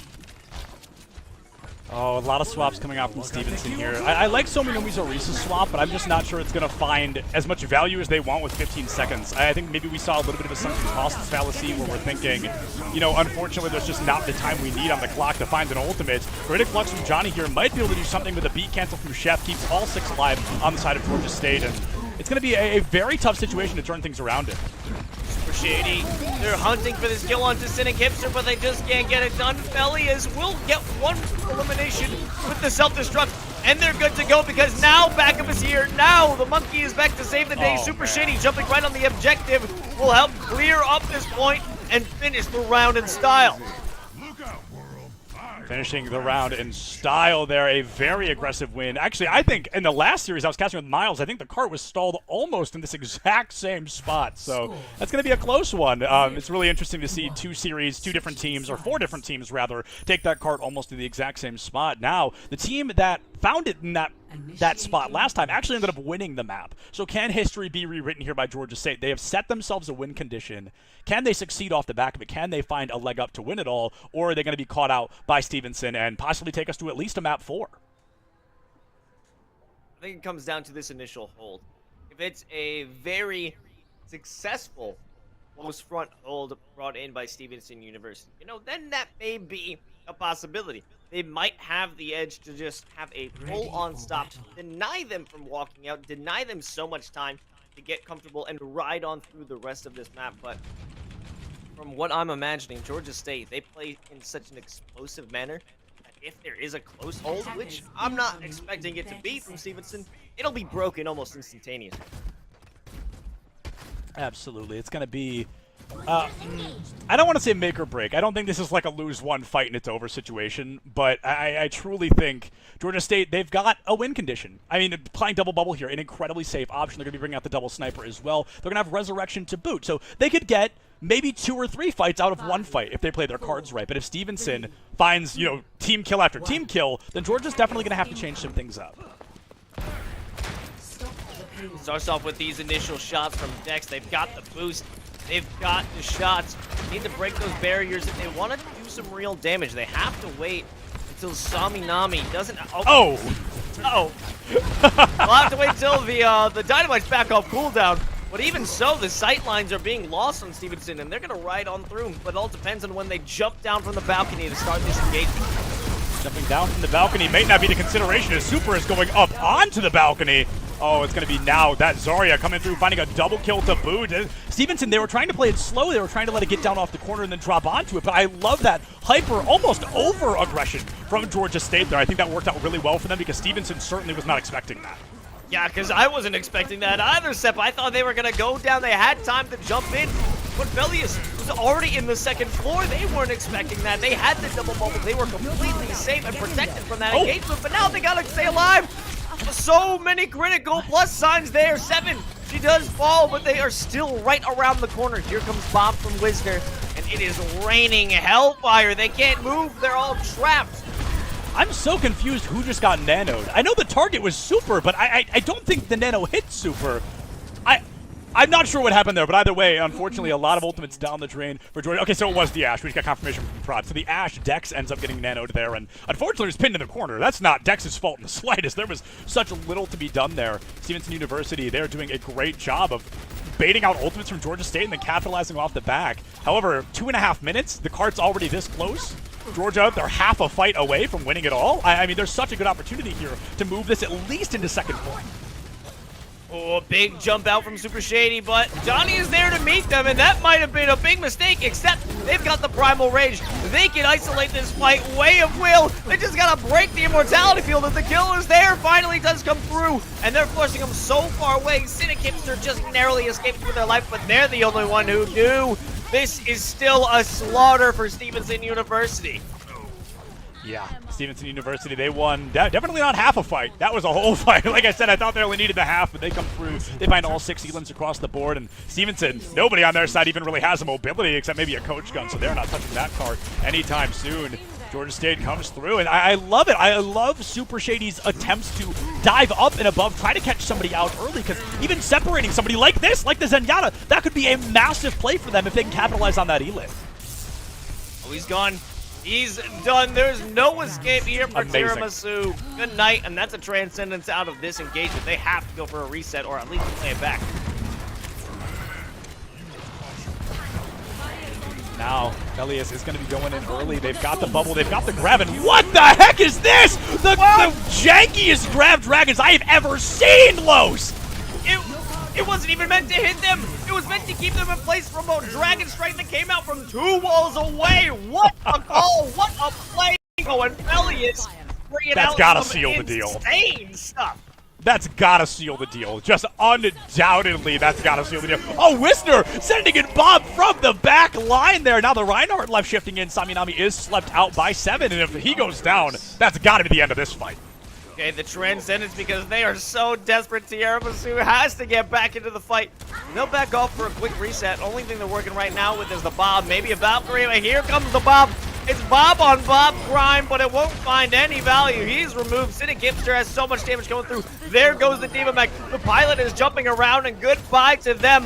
And no one is on the objective. Cynic, they're gonna try and make a move. Velius gets out another mortar. It's too easy for them. And it will be Georgia State pulling off a 2-0 for now. Sep, your prediction seems to be coming true.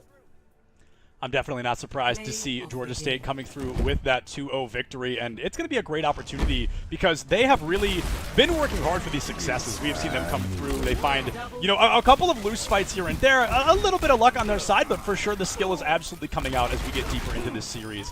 I've seen a lot of great value from Georgia State, and like I mentioned, Li Zhang in particular, things were a little shaky there in the middle. Things are a little bit back and forth, but as they come through, they find some great clutch outs, and it's going to be a bit less one-sided than I truly expected. I thought, after they won that first point, I was like, oh, and then they grabbed Dragons. I was like, oh, that seals the deal. But really, some great comeback potential from Stevenson there. And as we jump into our third map, which is Assault, I'm very curious what map type they're going to be choosing.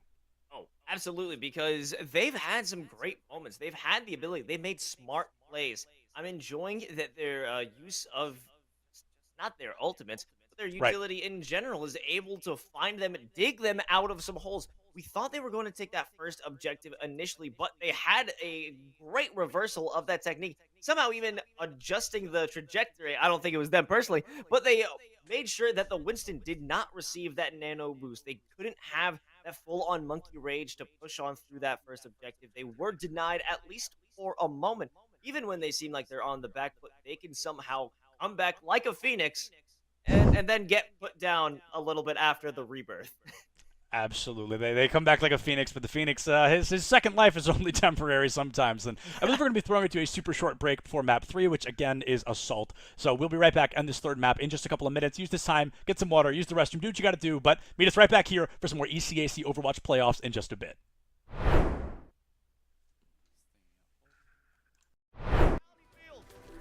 Way of Will trying to make a way for their team. It's just not going to be happening yet. However, as I say it, it looks like we've got a really good opportunity for Stevenson. Johnny in particular finding some great value, but in Georgia State, they're ready to run it all the way back down into that spawn room close. Ready. Oh! Started off, but it doesn't knock anyone back. Here's the double photon barrier and the double charge into each other. Immortality field gone. Sami Nami out of this world. Both of tanks are gone. And Wizard maybe trying to get some damage in, but that's already 4 dead for Stevenson. Stevenson University, they've really got to spice it up right here, right now. Hey, coming up. Oh my god. Oh no. He melted, but it's a double kill out of the self-destruction. Maybe they can even keep it going for Minute Flux on Johnny. And they've got the death with the screen down. The DPS are gone. Whoa. No way they can have the immortality field. It's a flip. Left for Stevenson to clutch out the second one, but Hipster down. Johnny still holds the front line, and now things are falling apart for Stevenson. That 3 gone. They don't have the barriers, not anymore. Wisner completely denied a value from that Deadeye. And here, flip. Oh, the flip will be flopped. I want to see how well it can succeed. If you get a punch right out of the teleporter, that really goes the extra mile, but instead, Kiko might be the first to fall.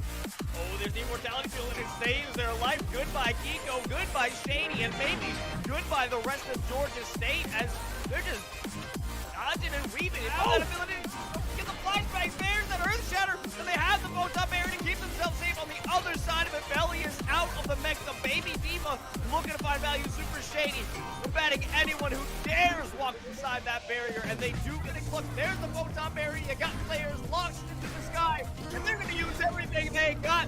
The only thing that isn't brought is that air-take switch, and this will decimate the forces of Georgia State.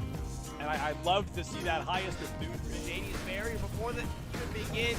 This is all over. Oh, the Earth Shatter's in, but it doesn't land on anyone. However, they have that immortality field. They can stay alive for a bit longer. Kiko with the meteor strike. A good night, Stevenson. Trying to find truly anything, even a little bit of damage, can go a long way. But now a 1-1 trade. The Reinhardts are gone, Los.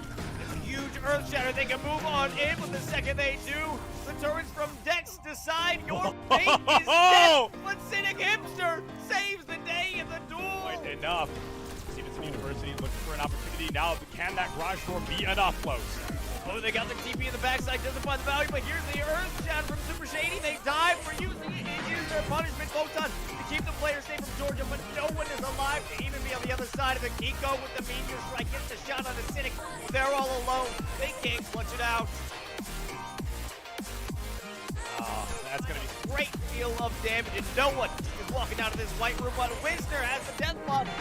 They used it all on Jeff. Yeah, I mean, Jeff's got to be feeling a little, a little heartbroken by that one. A full self. Pico takes out Saminami. They trade out their own Winston into former Super Shady, though. This could be rough for either side. Second that this goes down, yeah, it's Oh! perfect. The perfect storm for Dex. They broke the immortality. They lost the defense matrix. It was easy as it Q, and maybe we can find some damage, but you know what is falling into their crosshairs? The second that they find them, they are targeted with ease. This is going the way of Georgia State. Only 3 left. The resurrection goes on to Wisner, but what is it really going to mean?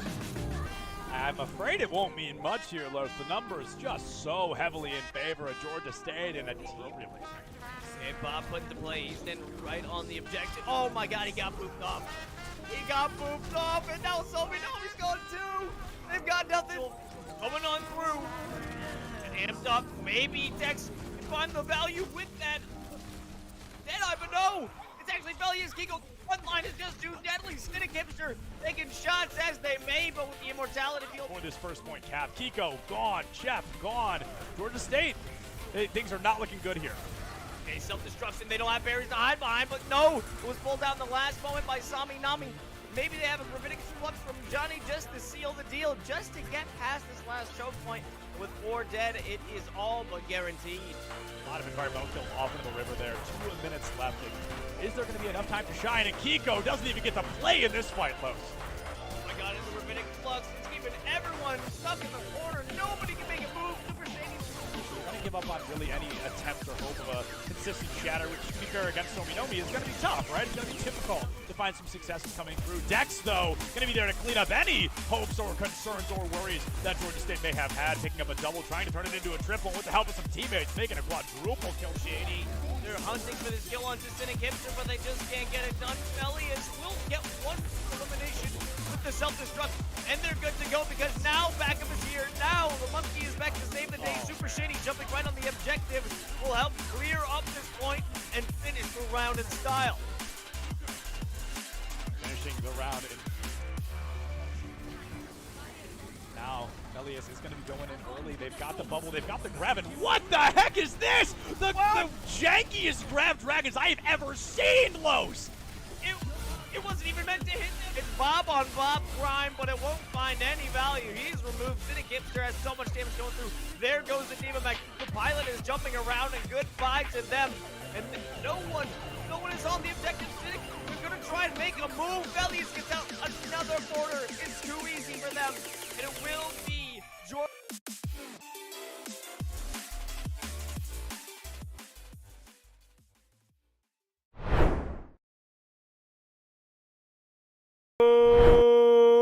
Welcome back, everybody, to the ECAC playoffs. We are in the thick of it in this series between Stevenson University and Georgia State. 2 maps up and 2 maps down.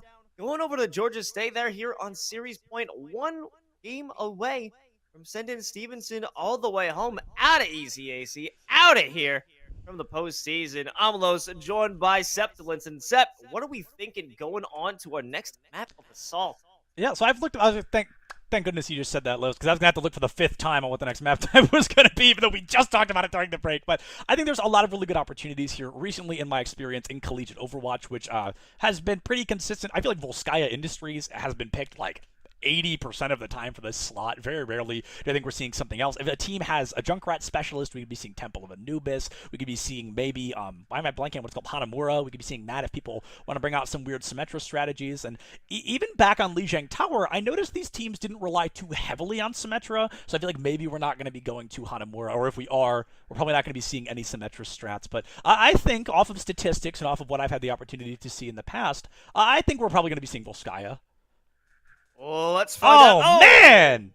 Dang it! Oh. See, now I'm curious, though. I want to jump back to my initial point of that kind of Symmetra, or absence thereof, back in Lijiang. We saw both teams use Symmetra on Night Market. We saw one team use her on Gardens, and then only the first fight. After that, she was kind of removed from our scope. So moving into Hanamura, are these teams going to go for those wonky Symmetra strategies, or are they instead going to go for, I don't want to say safer options. I don't feel like the Symmetra things are unsafe, but are they going to go for maybe more traditional options? Cassidy, May, Reaper, Widowmaker, perhaps. There's a lot of variables here to be played.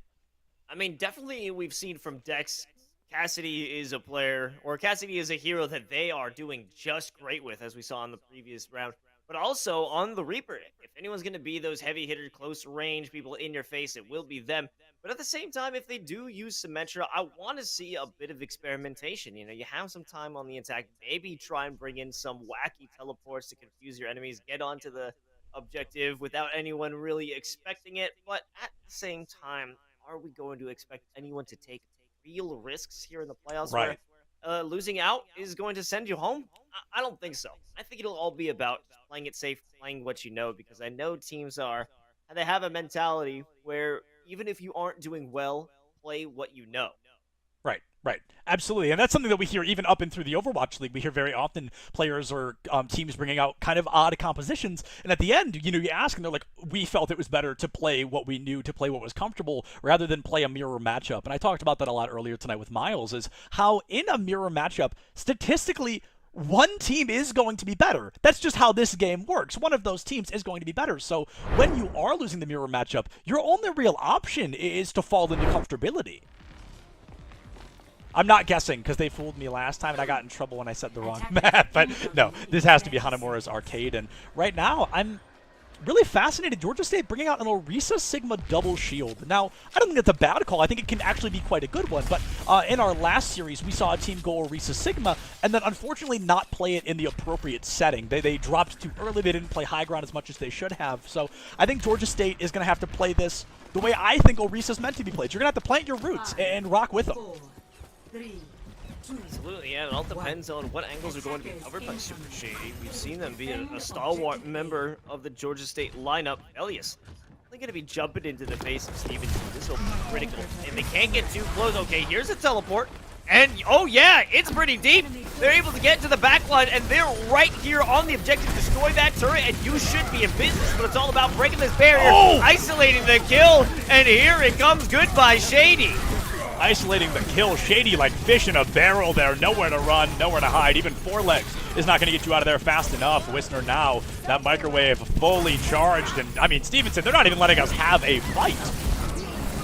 Oh, this is a slaughter. This is a massacre. Stevenson clearing it out in the first engagement. In the first minute, it goes their way.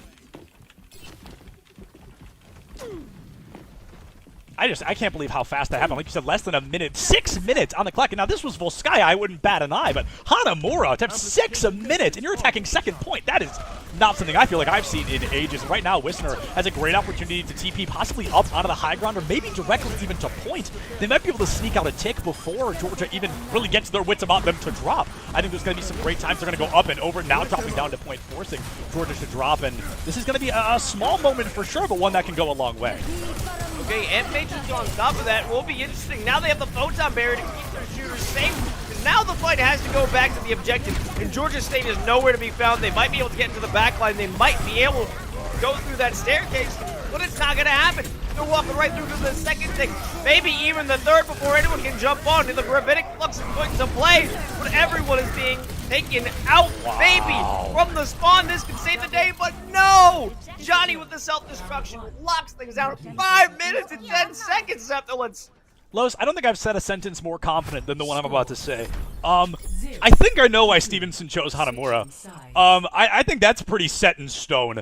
5:10 on the clock. If this was genuinely any other assault map in the game, I really wouldn't bat an eye at that. But Hanamura, a map that I feel is notorious, very consistently holding out, and teams really taking it down to the wire. We'll very often see teams cap with no time on the clock or with very little time on the clock. And for Stevenson to come through and offer us an almost flawless run, I mean, that is breathtaking, to say the very least. And Georgia, all of a sudden, a team that's up 2-0 has some very big shoes to fill. Yeah, I would not be surprised if this is going to be the tone setter for the rest of this series. Stevenson coming in strong, but how is their defense going to back that up? We also know that Georgia State, they're an explosive squad. They get results, they play fast and loose, and they win out a majority of their engagements. They're running with decks on the Symmetra as well, so they are going to be playing it fast. Almost a similar mirror of what we saw on the offense from Stevenson. Stevenson, they're going for... I'm glad to see this, because this is one of the compositions I talked about just a couple of minutes ago. I called this one of the quote-unquote safer compositions, where they're going to be bringing out the Mei Cassidy. And I think the Mei is really important because she can wall out the teleporter. If Cynic knows where the location of the teleporter is going to be, they can wall it out and negate it. The question, I guess the probability, you've got a 33% chance of that teleporter going in the spot you're thinking of it walling. Now, is Cynic going to be able to get the download fast enough to realize the wall needs to go up there? It doesn't look like it, unfortunately. Maybe they're going to use that wall to isolate a fight like we saw a couple of seconds ago. Oh, like this. Yeah, great example. Here we go. Oh, there goes Super Shady. Goodbye. A wall of isolation has come through and found success.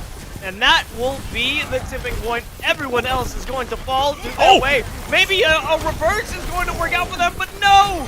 They're still working. They're still dying. No one is winning the fight. Oh! Shit! It's a bloodbath. It's an absolute bloodbath off the side of point, and somehow even Chef gets caught out by the end of it. A full minute off the clock. Los, at this point, last round, Stevenson was already chugging towards second point. This is a difficult round to win. They lost that horribly, all thanks to Cynic Hipster. They locked away Super Shady, and maybe they can do it again. You can't rely on those teleports because they'll be destroyed. Elias is already outside of the mech before they can even make it in the event. Oh! There goes the Earth Shadow from Zombie Nami! It's a massacre!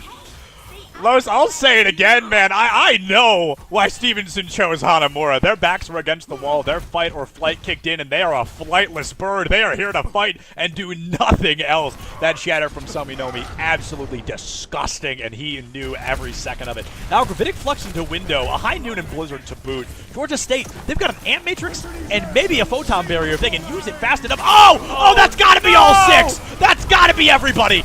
Oh my goodness, it's just going to be a huge one with the Ant Matrix, or excuse me, the Immortality Field keeps the dream standing. Okay, well here comes the reverse. They have that Ant Matrix from the top of the staircase. Maybe they could use that to bring it in, but they have to walk through the Blizzard from Cynic Hipster. Here is all that you can do. The double kill on the Flame Strike. Nubby is just a legend in the server today. Hanamura has their defender at Stevenson University. Oh my goodness, Saminomi, dude, I don't know if his non-sponsored Gamer Liquid kicked in or what, but this kid is just a maniac right now. Got to be at least in, I mean, maybe near 20 in Elim so far. It is just all of a sudden really woken up. I don't know if they've scrimmed this map 1,000 times and they're just very comfortable with it, or if they're finally really just kind of getting all the kinks out of the way. The team really starting to work well. All communication being demonstrated for us here, and I love every second of it. Oh, why would you do that? What the heck? Oh my goodness, Los, Stevenson, I'm a little bit scared though because they might be getting a little too over-aggressive, and that can absolutely bite a team in the butt if they're not careful. Yeah, they're really feeling themselves at this moment. They're getting too aggressive. They're playing as far up as they ever have been throughout this entire round. Here comes the Ant Matrix. They're breaking the shields, but they don't have much protection. The Rock does save the day. MVP of the Rock, and that wall does keep them blocked off again. Nobody can get past the wall. Cynic Hipster. Oh, man, that rock really did come in clutch there. That could have been a disaster. Still not my favorite rock, though. I like the one that you can headshot glitch using Bastion on the other side of the small one on the left. But nobody plays Bastion these days, Los. Breaks my heart. Breaks my heart.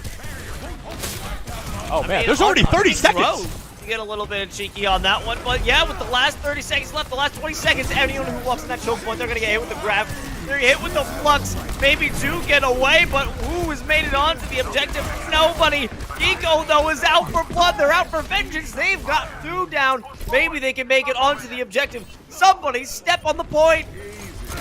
Somebody's just gotta stick around, bro. I mean, this is going to be very, very fascinating to see if Stevenson can finally really kind of let something happen that isn't them steamrolling Georgia here on Hanamura, which is also a fascinating sentence to say because they've been getting somewhat rolled by Georgia up to this point. This is really Stevenson's, I mean, comfort pick. Very clearly, Hanamura is a map they know, love, and have played many, many times, but Georgia State are in a pickle, to say the least, Los. No matter if they cap, no matter how much time is on the clock, it is not going to hold a candle to what Stevenson's got in their pocket.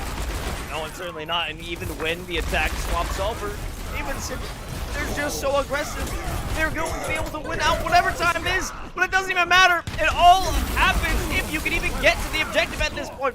There's the pin, there's a blizzard, and this is an easily done reset. Deny the health back and deny Felius anything. Walk him down, escort him over to the edge.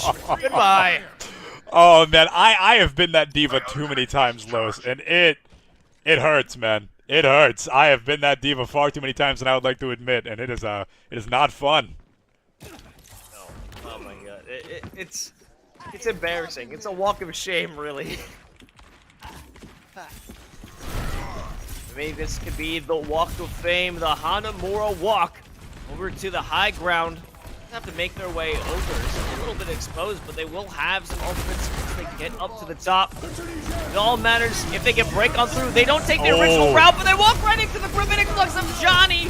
There's the immortality field, but it will be enough to save the day. 2 are dead for Stevenson.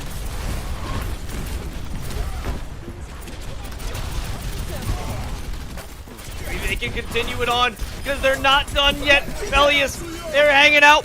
They've saved the day. They have the self-destruct at the ready. They're not done. The Deadeye from Wisner removes Jeff. Super Shady's gone. They have no barriers, but the kills are still coming through against all odds. It's Georgia State. But oh my god, from downtown, Sami Nami gets the pin, and they've got backup, and there's no one left to really contest. They're all straggling, trying to trickle in, but there's still a minute left. They can take another fight. Don't waste it.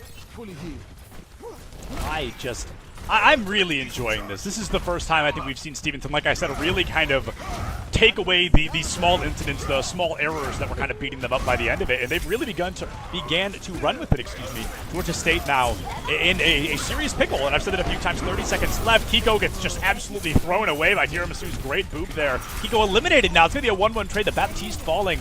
Way of Will might have just paved the way for Georgia State to get in by falling. Super Shady takes out one. Super Shady takes out another, and Georgia State, they might be back in this, Los. Oh, and the Blizzard's eaten by Felius. They can't win, or maybe they can't win with that as the win condition. Wisner's still sending some shots, and it's that spawn proximity that allows them to continue this fight. I don't think a tick has even been secured. They have to continue this fight. Meteor Strike will deny anything. Kiko only drops down into a world of hurt. Oh man, I truly am beyond impressed by what we just saw from Stevenson University. And as we enter map 4 in just a couple of minutes here, I want to know which, hold on, I want to check because I keep forgetting. Our next map, okay, is going to be hybrid. So now I'm double excited, Los, because Stevenson University comes in on assault and they steamroll like we have not seen a steamroll here tonight. But we got to jump back, and you know, half of hybrid, of course, is going to be similar to assault, but the other half is escort, which Georgia State was able to find a victory on and able to find a victory to walk away with. So both these teams are really going to have an opportunity to succeed on different parts of this map, and I think that's really going to be interesting. I almost hope it's Kings Row, just by the play styles we've seen from these players here tonight. Of course, yeah, and locking down that initial chokehold to get to this statue of Mondada is going to be so critical, because how many times have we seen Cynic use that Mei wall to isolate the fights and decimate anybody who is unfortunate to be on the wrong side? It has been a defining factor for a majority of their defense here on Hanamura, and even for their attack. Anyone who wanted to try and defend it, Super Shady has been public enemy #1, or maybe like public victim #1. Anytime they're in this fight, they walk up with the barrier, they get blocked off, and they are melted, publicly humiliated in front of everybody. Yeah, absolutely. And y'all have to forgive my typing. I was actively looking up hybrid maps in the game because I always forget one, and I want to make sure I didn't. So earlier tonight, we did end up seeing Eichenwald. I know that Blizzard World is another one we could be seeing. Kings Row, like I said, is definitely my prediction. Hollywood, I think, would be really interesting because I think that this rush down, hyper, almost over-aggressive style that it appears Stevenson wants to be bringing out, I think could work well at least on the first point of Hollywood. Now, after you get past that, I'm kind of like, so maybe you still lean toward Kings Row because I think that over-aggression just works like all the way through. From the point cap to the third point of Kings Row, I think the intention of the tanks on that map is to overextend, is to get in the way and consistently not allow the enemy team to get on cart for as long as possible. Yeah, preventing the other squad from even leaving there could be the biggest factor. But, I mean, I'm just excited because we haven't even seen a real presence from GSU in Hanamura. So it just makes you think, what is going on in the team's communications? How do they bounce back from this? I think it's a similar situation back to Lijiang Tower. You think, GG, go next, we take the L, and we regain. So let's check out what we're headed to for this hybrid, and it's going to be, there it is, it's King's Row. Oh man, I got a lot of big snaps coming out for King's Row. It's a map I wanted to see earlier, but we ended up seeing Eichenwald instead, which I was pretty excited about. It's not a map that I hadn't seen in a while. Now, Los, the question, and something that we maybe even accidentally hinted at back during Hanamura, will we see my beloved Bastion? Will he be making an appearance here on King's Row? I truly, genuinely, absolutely hope so, and I would love to see Bastion come out. That Sim Bastion strat on the statue, literally one of my favorite strategies in the game. I think it's so goofy. I think it's insane when teams are able to pull it off, and I think it would be the wild card that either of these teams needed right now to succeed. Oh yeah, the Mondana's hat. That's a real banger of a strategy. I've even seen just wacky teleports of a Bastion going back and forth between Symmetra's teleports, just in the middle of a fight. You're shooting with the turret, you teleport away to the other side of the map, the other side of the fight. The enemy team looks around, sees you shooting in the back, you teleport back to the other side, and you just keep them guessing. Unfortunately, though, Stevenson is playing a bit boring. No Bastion to speak of for now. They could be teasing us, though. Yeah, I'm not going to get my hopes up. I never do with the offensive team. They love to make fools of us. You know what I mean? They love to wait till the last second to really swap things out. I like Wisner's choice. I think the Widowmaker absolutely works if you play it as what I always call a King's Row Widow, where you go up to the top, you look for a one-half decent shot, you get back, you swap usually onto a Cassidy, right? And if that Cassidy does come out, we've almost got a mirror matchup on our hands. Oh yeah, they want it. They saw somebody. But they will make the swap, and the Cassidy is, in fact, the case. Johnny rounding the corner, sending out a bunch of spam, and the rest of the squad on Georgia State, they back up. They allow space to be taken, but if you go through that hotel, we might see hell to pay. And there goes Sami Nami. They lose out their life immediately, so they can force out that reset, because now a few players were isolated hanging out in that hotel. Cynic going to be biting the bullet not far behind Sami Nami there.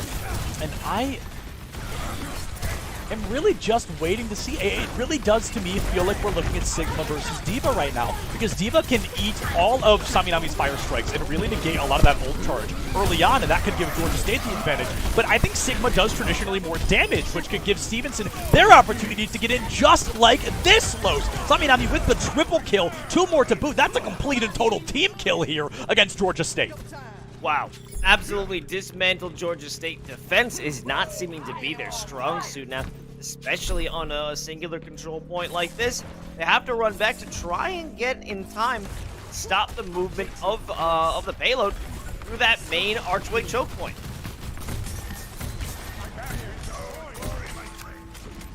I'm truly shocked at the speed at which Stevenson was able to do that, but at the same time, other side of that coin, I'm really not. It just feels like Hanamura all over again. They got in early, they got in aggressively, and it worked super well for them at the end of the day. Way of Will, now the amplification matrix comes through, but Super Shady's Shatter doesn't find anything, Los. Well, now they have the Amp Matrix. They have that to try and find the damage that wasn't brought to light with that Earth Shadow, but Sami Nami, they've got one of their own. They're creeping about. Oh my god, Seb. Are we gonna get the... Oh, nope, they've been spotted. They might be able to be isolated, but they also have the Blizzard in play as well to cause some chaos, and they still get the Earth Shatter.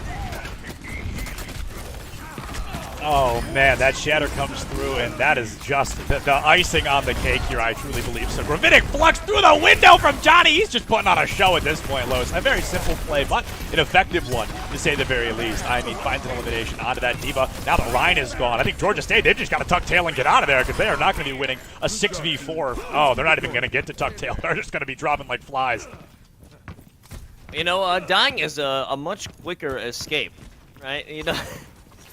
You don't have to worry about it, but on the flip side, you give up everything. That'll be a nice cruise down that midway second objective. And what do they really have to show for in this next fight? Maybe a self-destruction, maybe a Amp Matrix down the line? It'll all be defined in the beginning of this fight. Okay, there's an isolation, but the payload is going to break right through that paywall, and nothing really matters. Super Shady, gone like the wind, gone in an instant, as they have been in these previous fights, and that's already 7. She's out as well. 3 dead. Georgia State lose this fight for sure. Yeah, Georgia State, that's going to be 3 fights in a row here, Lo, so this is really fascinating. It feels almost like we've seen this team really have the lion's share of the momentum, and then all of a sudden Stevenson found it back there on Hanamura, and they haven't let go of it since. It's been a one-sided tug-of-war since the beginning of Hanamura, and Georgia State have been trying to climb back up from that engagement ever since. Now, they have 3 nearly 4 ultimates to bring to the table. Stevenson, though, they're already rocking 4. They're on their way to 6. Yeah, if they stall out this next fight and build up some power, this will be it. Here comes the Deadeye from Dex, and they find absolutely nothing. Steven does force out the ammo field, and they will have some extra power from the Amp Matrix. Maybe they can have a successful counterattack, but Tiramisu drops the sound barrier, and no one is finding any successful kills. This could be the self-destruct, but it only is good for a barrier. Earth Shatter goes wide, but here's the response from Super Shady. They've been waiting for this revenge. Bro, that counter shatter strat that we have seen so many times today literally makes me out loud gasp every time. Like, it's so smart. It's so risky because you have to hold your shield up long enough to block the enemy shatter, but you then have to shatter fast enough that they haven't put their shield back up yet. You've got such a small window to work with, and these two, Shady and Sominomi, at this point, it feels like they're just 1v1ing each other because those shatters are always so neck and neck, so close together. I mean, I love every second of it. Oh. Unable to find them. I mean, Dex just used their Deadeye a few moments ago, but they already had it back. Here's the Rabbinic Flux. I don't think it finds the mark. Only on to 7, but she goes right off the map. Nothing for them to do about that. And that is seemingly, we're going to add on the map. It's a team kill, but no one is there to find a piece back in the fight. So we know he was absolutely not expecting 4 people to walk out of that spawn door. He thought it was going to be a 1v1, and I got to be honest, I did too, but there's 4 of them. Whipped around that corner, it spelled disaster. Now the Blizzard, great timing from Cynic Hipster here in an attempt to win the team fight. Is this going to be enough for them, Los? I think so. They've thrown everything they've got. Even had that Earth Shatter right in the end for Felius, just to destroy them in the last moment. 2 minutes and 40 seconds left on the clock. That is a good deal of time, but honestly, from what we've seen in the beginning of this round, we could have expected more from them. Yeah, I have to agree. I don't think Georgia State did poorly by any means. I think Stevenson is really playing the momentum game, like I was talking about between points 2 and 3 there. They just had this really solid opportunity to find the momentum. They did a great job. I keep calling it overextending, but I feel like that is a negative connotation. They did a really good job extending when they needed to, finding early eliminations and helping them just take out Georgia State early. And then because Georgia State was never in a full 6, they could never really recontest as a full team. And Stevenson just kind of noticed that, and it was just wash, rinse, repeat from there. Now this is going to be a real test. Georgia State struggled immensely back on their attack on Hanamura, just trying to get in and start those initial engagements. Now things might be a little bit easier. They aren't relying on a teleporter from Symmetra. They still have that same threat of Cynic Hipster on the Mei. They have Kiko, who can get a bit of a longer range advantage on the sniper of Hanzo. All depends on how are they going to react when someone gets cut off. Because it isn't if someone gets cut off, it's when someone gets cut off. 2, 1. Attackers incoming. Defend objective. Full-blown mirror matchup now. I know, sorry. Everyone's playing the same thing is what I mean to be saying here, Los. And I'm looking at Sigma v Diva again. I really think it comes down to the damage negating that both of them can do in different ways. And right now, we don't even actually have to worry about that because it's a 5v5 across the board. Both Reinhardt's already gone. Wow, losing out on that barrier. I mean, Johnny's only protecting themselves. They don't have the, they're not giving their assistance to the rest of the team, and that is another 3 dead there for Stevenson. They won't be able to defend this one as easily, and just as easily as Stevenson was able to win on that first attack. On their round, Georgia State strikes back.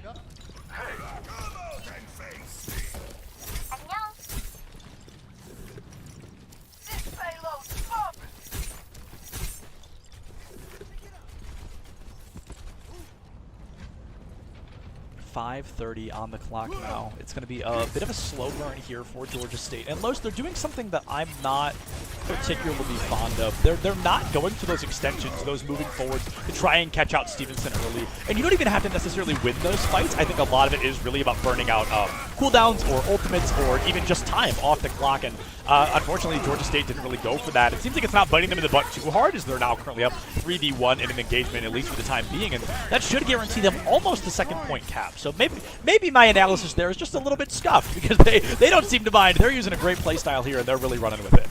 No. You were right. You were right in that assessment. Thing is, Stevenson read that as well and thought, oh, they must be weak. They might not be feeling confident about this next play. Let's push them. And they overextended themselves, but now they're back for another aggression. They bring out the Rabbinic Flux, and they also burn out the Immortality Field. But here's the M Matrix to deal that damage, and maybe if they stick behind it, they can win it out. With Deadeye, it's not logging on to anybody, but it does at least give them the info. They're hiding all behind that payload. Super Shady finally winning against their rival, the Blizzard. Pushes them all payload. Maybe this will be their way. They're taking it to the second objective. Wisner must have been so low. He got tickled by the Mei left click and died. I mean, he had to be like less than 5 HP there. Now, 5:37 on the clock, Los. If you're a Georgia State fan, you are rootin', tootin', and hollering right now. But at the same time, I believe Kings Row is one of, if not the statistically hardest point to cap. Kings Row third, that is. So Georgia State, while they've got all this time, Stevenson should have relative ease burning down at least some of it. Oh, okay. Kiko annihilated with the Earth Shatter. They tried to send one of their own with the barrier out, and Johnny saved the day. But saving them with that opened them up completely to Felius's ability. And they've got nothing left to deal with. And unfortunately, 7 has disconnected, so we're going to take a quick pause. Oh, man. I can't even say from 7 down to 6 because we just went from 7 to 5. All right, 7, well, that's 8, 9. I see. I was trying to get there. I was trying to take a joke, but I just couldn't figure it out. Yeah, so 7, unfortunately, going to be taken out in a really crucial moment there, Los. Not only do you lose your Baptiste, the Immortality Field, all of the ult charge that Baptiste had, but your team is up right now, I think, 6-2, 6-3. I mean, you were really large and in charge right in that moment. And now, when we jump back into that, 7 will return, but back in spawn, no ult charge. I mean, the team's really going to suffer for that, and that's just an unfortunate side effect of playing online, I guess. Yeah, I mean, even so, it's going to be in such a difficult spot to win it out, even if 7 is still in that ability, because I believe they were were about to become a victim of Georgia State's onslaught, because this is finally where they're striking back. This is the Georgia State that we saw back on Rialto, the one that we saw over on Lijiang Tower. So even though Stevenson isn't bringing as much, or they've found the firepower to win on their attacking round, it's still a much stronger resemblance, a much stronger offensive capability coming out of Georgia this time around. Yeah. Absolutely. A weird offensive ability, or a weird capability. Wow, my whole sentence fell apart there. But Georgia really showing some signs of life in a very crucial moment. They're sitting at a 2-1 score lead. If they end up walking away from this map with a loss, we're tied up 2-2. That takes us all the way to Game 5, which will be another control, and things could really fall apart there. Control maps are so unpredictable that either team going into a 2-2 lineup could really take the win out from underneath. Hopefully this is only going to be a smaller pause. We're hoping 7 can get back in here in just a couple of minutes, but I'm wondering, we were, I feel, maybe less than a minute away from going into extra rounds of Kings Row. It was currently, like I said, I think a 6v3, maybe 5v3, but a lot of players had gone down, and I think Georgia State was in the driver's seat for the time being. The real question is, was the cart close enough to cap? Because with a massive spawn advantage, the way that we kind of see at the end of Kings Row like that, it's really hard for a team to just walk the cart in, because it becomes so easy to stall. Yeah, I mean, I think within a minute was a bit generous. I think it's going to be, within 30 seconds perhaps. Right, but we're going to jump back into the game, so let's check it out. Let's see the epic conclusion of this final one. Oh! Wow. You get one and you trade for another.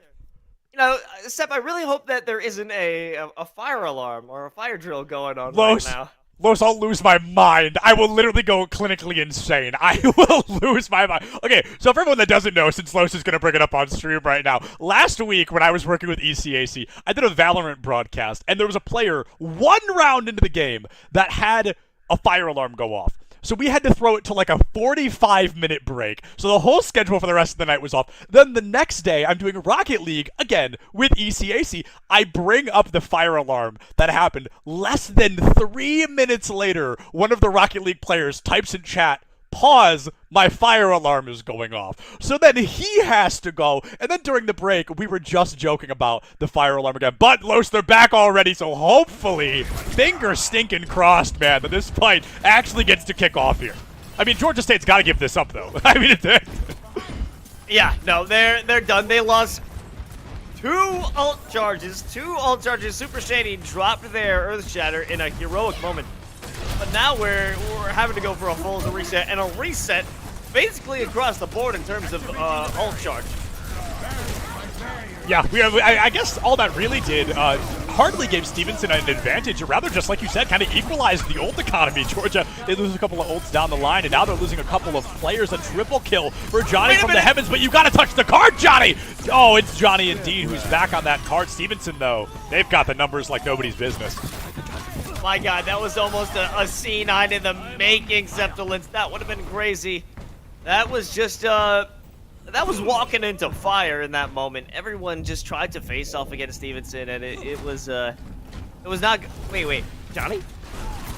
I mean, I don't think that hurts nothing. Georgia State's not getting back fast enough. Johnny, maybe he went for like a rock jump or something. Maybe he jumped from the upper portion there, from heaven, and fell. Because I know I do that all the time. I'll admit that. I'll be the one to admit that I'm not very good at that jump. Right now, Felly is already losing mech. I mean, Los, there's fewer ways to start a fight in a worse position than that. Now, already 3 of them down. But I guess bright side, Georgia State has forced Stevenson to use every ult they had, and they can still cap with more time. Yeah, I mean, they are just walking and giving themselves a death sentence. This is going to be going down to time similar to Stevenson. They're at 3 minutes and seconds. They can start working up toward those ultimates decks, almost onto that Deadeye. Kiko will have the Blizzard by the time this fight is ready, and it's about to get popping. The fight going to be finally jumping in here. Chef finds a boop kill right away. Now the Shatter from Sominomi is not going to find much of anything. Ultimate's being thrown out left, right, and center here, Los. And now Georgia State has to cap in 10 seconds or they're going to have less time on the clock. Those 10 seconds don't exactly feel likely as Stevenson, they are all here. They're ready to party. Oh, Blizzard, it's locked in so many at the same time. Maybe a remake and a Johnny can do something, but it won't be the case. Tiramisu drops in, and they will drop right out. Chef has that sound barrier, but it doesn't even matter. They just gotta act as a barrier. Oh my God. Wisner just tried to dash on, but get gunned down the second they showed their face with the Deadeye. Score 11 seconds difference right now, Los. It is 2 minutes to 2 minutes and 11 seconds on the clock, and it's important to remember that Stevenson, they are playing for their bracket life right now. This is a single elimination bracket. We know that it's going to be a first to 3 as Overwatch always is, and Georgia State, I mean, they're trying, but Stevenson, like I said 3 maps ago, they have woken up here, Los. I don't know if they were having latency issues or maybe they were just having some communication issues, but whatever those problems were, they are gone. This is Stevenson University at their prime. This is exactly what we needed to see. After their resurgence back on Hanamura, they were bringing it down, and I'm not even looking at that. I'm not even looking at you, Wisner. I don't. Los, I want you so bad. Los, I want to talk about it so bad. Wait. I mean, they're on the defense. Yeah, they're on defense first because they had a little bit. Wait. Oh, team with less time attacks. I had that mixed up in my head. Okay, yeah. So they are on the defense. Wisner playing Bastion. But there's no sim, so you're only going for, like, the surprise round here, basically. Hey, that's enough for me. And I think it's enough for you, too. It is. I just want to see Bastion. I don't care how it goes, to be honest, Los. I just want to see some Bastion gameplay, and I think this could definitely work well. I just think this is kind of a one-and-done situation. Like, as soon as Georgia State flips this point, you've got to get off. Johnny going for the Kobe right there. Can find it. Regardless, oh yeah, they've got the double barrier to protect that. Maybe, oh, just cut off the sideline and you'll get a tick. No one's jumping down. What? No, they gotta drop. They gotta drop. They're playing the long game. They're doing it. They're doing it incorrectly. I love Georgia State's strategy. That is quite literally genius. That is a top level play, in my opinion, where you don't even take the fight. You just make them take the fight to you. Now it looks like Wisner is going to be able to find some damage here, a couple of eliminations, but is that going to be enough? Los Kiko on a rampage all their own right now. I mean, there goes the Gravitic Flux, and they do end up closing it. I don't even know what to say. The caster was too stunned to speak. I don't even know what that was. Oh man, that was something, Los. One thing I'm sure of, Overwatch is definitely being played right now. Other than that, I'm not completely sure what kind of happened before us. Now, Cynic Hipster, maybe having Not that even blizzard. on the objective. Oh. Excellence. I was so excited about the blizzard that you're completely right. That's a C9, Los. I don't know what else to call that. What is happening? Oh my God! Regardless, they're gonna continue this fight. This is what we didn't see from Georgia, where they press the advantage, where they continue moving down the line just to get those kills. They will create some space for themselves. Will they continue it over toward the 30 factory? seconds remaining. I really enjoy what we're seeing from Georgia State right now. It feels like they've taken a page right out of Stevenson's book, and they're handing it right back to them. They're playing this level of aggression, this level of extension that I think is working really well. And I'm going to call that like an assisted C9, because why was nobody on point to begin with? Unknown. But it was the May wall that truly did kind of box them out long enough. So, you know, a little bit their own fault, a little bit just good play from Georgia State. Georgia State now, they're going to need a good play. They've got 6 ults. We're almost looking at a full-blown ult apocalypse here as we round near the second point here. Rescue is all you gotta do. Sominomi is kind of barely stuck on the other side. They managed to break through the wall. Oh, But no! the backline, they got the Earth Shatter, but it's only good for one. They die the second they drop it, though, so to no avail, they will drop the ultimates. And this is Dex absolutely going mad. Very fascinating. I mean, Dex, like you said, just going mad. I thought when that Earth Shatter came out in the backline from Sominomi, I was thinking, uh-oh, like that's got to be it, right? It's got to be all over from there. But instead, Georgia State, they find some great capitalizations. It was actually Dex's high noon that saved Seven from being eliminated there. She was almost taken out by Sominomi, and Dex was there to save the day. Oh, man, Los, Georgia State, I mean, you've got to wonder how the series even got this close the way they're playing right now. Oh, okay. Well, good night, Dex. Thanks for showing up. And things are slowing down. They definitely have to after that one, but they will need to just stall out this fight. It's only going to take one engagement to win for Stevenson because they are so deep onto OT. Oh. The ultimate was it canceled? No. Here it comes. Sominomi. It might as well have been canceled because they're not going to find the value of it. Actually, no. Kiko's on the wrong side of the barrier. They will face defeat. Dex maybe trying to pick up the pieces, and they are still in this fight somehow. Did you see the way Sominomi was just swinging his hammer?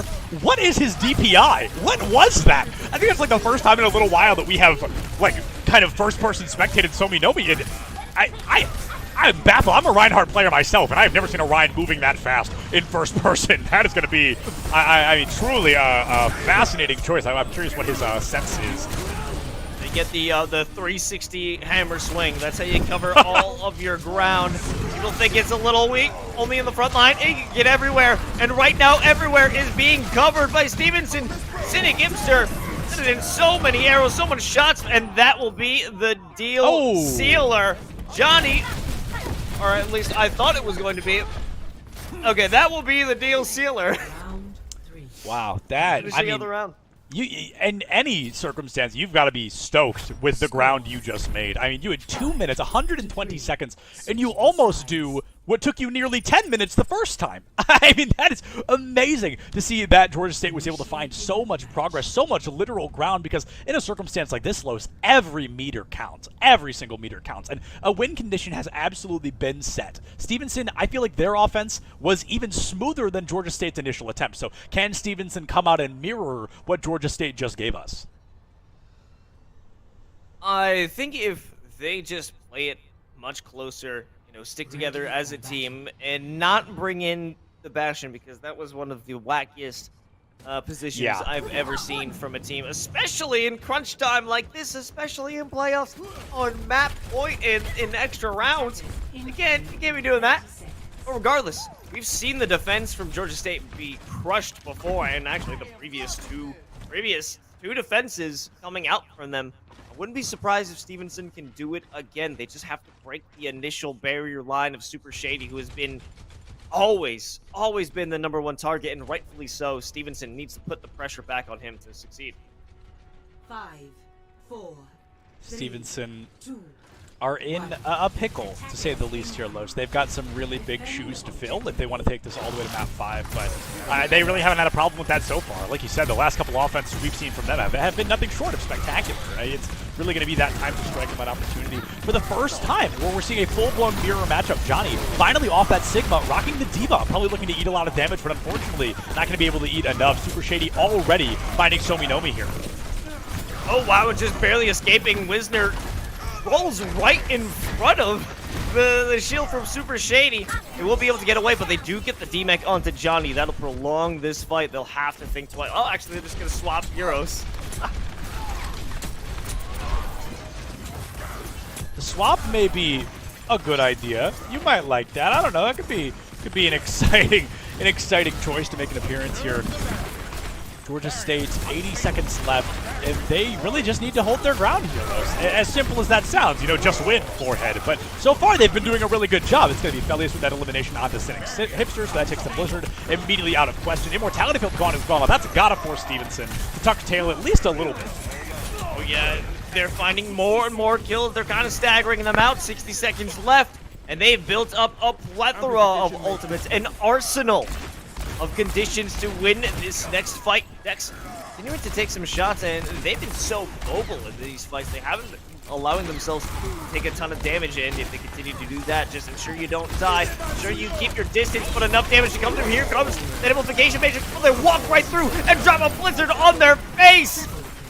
Oh my goodness. I mean, I guess that's one way to do it, Lois. You just walk in, you walk through the front door, you don't even knock, and you just place that blizzard right on the ground, smack in the center of the team, and that'll be a complete and total team kill. 20 seconds left, 5 ultimates at the ready. Lois, this is Georgia State's fight to lose right now. Okay, bit of a preemptive wall there, but it will be enough. Actually, it's good for denying time. We Very have a much blizzard so. only for Cynic Hipster, though. That's their win condition. Oh, it's maybe a great hammer strike, but it's denied. The self-destruct from Felius, no shot, but Dex, the Deadeye, the regular shots, they're good enough. They can keep them off of the objective, and they can keep them out of this tournament, because that seems to be all she wrote. Unless Johnny can save the day with an insane heroics, they're going down. It was a nice letter, Los, and a pretty long one at that, but that is indeed all she wrote. I think Georgia State going to be walking away. Kings Row, a 5-3 victory, but in the series, a 3-1 victory overall. Stevenson University fighting tooth and absolute nail until the bitter end, the final moments of the final round of the final map. They did not stop for even a second. Georgia State, though, they earned this victory because they fought just as hard, even a little bit harder, to walk away with that victory here tonight. Oh yeah, we get some of this this DPI action. Not as wacky. Oh No. oh my God! Yeah, we gotta go back. We gotta go back and like look at the clip later. I swear, when they were on third, that dude was hitting 360s on the run. Like it was so fast. I don't know what was going on, but it was impressive to say the very least. I always enjoy watching Somi Nomi. I mean, that's what it looks like right there. I'm pretty sure the targets they were hitting were on the opposite sides. They were looking right behind them and hitting those shots. Those were insane, but unfortunately not insane enough to win out the matchup. And, you know, maybe we'll get to pick the brain here of the Georgia State University squad and see how they won it all. And I really want to know what the mental reset was there after Hanamura. But Yeah. we'll get to find that out right after this quick break. So don't go anywhere, folks. We'll be right back.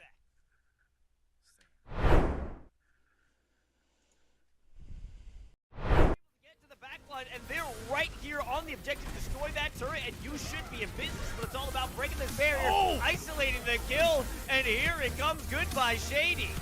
Isolating the kill, Shady like fish in a barrel there. No What happened? They're walking right through to the second thing, maybe even the third before anyone can jump on. The Gravitic Flux is going to play, but everyone is being taken out.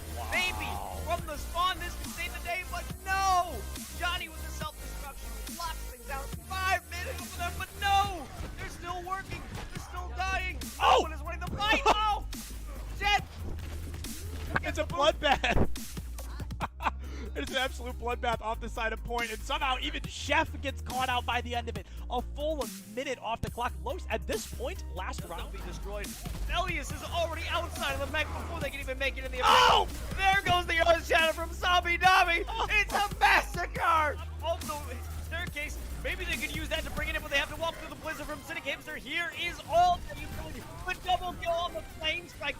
Nobby is just a legend in the server today. Hanamura has their defenders around. Here comes the Ant Matrix. They're breaking the shields, but they don't have much protection. Rock does save the day. MVP of the Rock, and that wall does keep them blocked off again. Nobody can get past the wall. Sitting Hipster. Play faster these days, though. Breaks my heart. Breaks my heart. Oh, man, there's already 30 seconds. You get a little bit cheeky on that one, but yeah, with the last 30 seconds left, the last 20 seconds, anyone who walks that choke point, they're going to get hit with the grab. They're hit with the flux. Maybe two get away, but who has made it on to the objective? Nobody. Eco, though, is out for blood. They're out for vengeance. They've got two down. Maybe they can make it onto the objective. Somebody step. They're going to be able to win out whatever time it is, but it doesn't even matter. It all happens if you can even get to the objective at this point. There's the pin, there's the blizzard, and this is an easily done reset. Deny the health back, and if they can break on through, they don't take the original route, but they walk right into the Gravitic Flux of Johnny. There's the immortality field, but it will be enough to save the day. Two are dead for Stevenson. That early on, and that could give Georgia State the advantage. But I think Sigma does traditionally more damage, which could give Stevenson their opportunity to get in just like this close. So, I mean, with the triple kill, two more to boot, that's a complete and total team kill here. Oh, man, that shatter comes through, and that is just the icing on the cake here, I truly believe. So, Gravitic Flux through the window from Johnny. He's just putting on a show at this point, Lois. A very simple play, but an effective one, to say the very least. I mean, finds elimination onto that Diva. Now the Rhine is gone. I think Georgia State, they've just got to drop the sound barrier, and no one is finding any successful kills. This could be the self-destruct, but it only is good for a barrier. First shatter goes wide, but here's the response from Super Shady. They've been waiting for this revenge. Unable to find them. I mean, Death just used their Deadeye a few moments ago, but they already had it back. Here's the Gravitic Flux. I don't think it finds the mark. Only on the 7, but she goes right off the map. Nothing for them to do about that. He thought it was going to be a 1v1, and I got to be honest, I did too, but as four of them whipped around that corner, it spelled disaster. Now the Blizzard, great timing from Syndicate. Hipster here in an attempt to win the team fight. Is this going to be enough for them, Lips? I think so. They've thrown everything they've got on that barrier. I mean, Johnny's only protecting themselves. They don't have the, they're not giving their assistance to the rest of the team, and that is another 2, another 3 dead there for Stevenson. They won't be able to defend this one as easily, and just as he's finally winning against their rival, the Blizzard, pushes them all into Halo. Maybe this will be their way into the second objective. Wisner must have been so low, he got tickled by the May left click and died. I mean, he had to be like less than 5 minutes. He's burning down at least some of them. Okay, Eco annihilated with the Earth Shatter. They tried to send one of their own with the barrier on Johnny, saved the day, but saving them with that. Realize the ult economy. Georgia, they lose a couple of ults down the line, and now they're losing a couple of players. A triple kill for Johnny from the heavens, but you got to touch the card, Johnny. Oh, it's Johnny indeed who's back on that card. Stevenson, though, they've got the numbers like nobody's business. My God, that was almost a C9 in the making, Septilence. That would have been crazy. And I'll be the one to admit that I'm not very good at that jump. Right now, Felly is already losing mech. I mean, Lois, there's fewer ways to start a fight in a worse position than that. Now, already 3 of them down. But I guess right side, Georgia State has maybe a remake and a Johnny can do something, but it won't be the case. Tiramisu dropped in, and they will drop right out. Jeff exits that sound barrier, but it doesn't even matter. They just gotta act as a barrier. Oh my God, Wisner just drop. They're playing the long game. They're doing it. They're doing it incorrectly. I love Georgia State's strategy. That is quite literally genius. That is a top level play, in my opinion, where you don't even take the fight. You just make them take the fight to you. Now it looks like Wisner is going to be able to find some damage or a couple of eliminations, but is that going to be enough? Though Kiko on a rampage all their own right now. I mean, there goes barely stuck on the other side. They managed to break through the wall. Oh no! The backline, they got the Earth Shatter, but it's only good for one. They die the second they drop it, though, so to no avail. They will drop the ultimates, and this is Dex absolutely going mad. I think it's a little weak, only in the front line. He can get everywhere, and right now, everywhere is being covered by Stevenson. Sitting in there, in so many arrows, so many shots, and that will be the deal sealer. Johnny, or at least I thought it was going to be. Okay, that will be the deal sealer. Sure you don't die. Sure you keep your distance, but enough damage to come through. Here comes the amplification mage. Will they walk right through and drop a blizzard on their face? Oh my goodness. I mean, I guess that's one way to do it, Lois. You just walk in.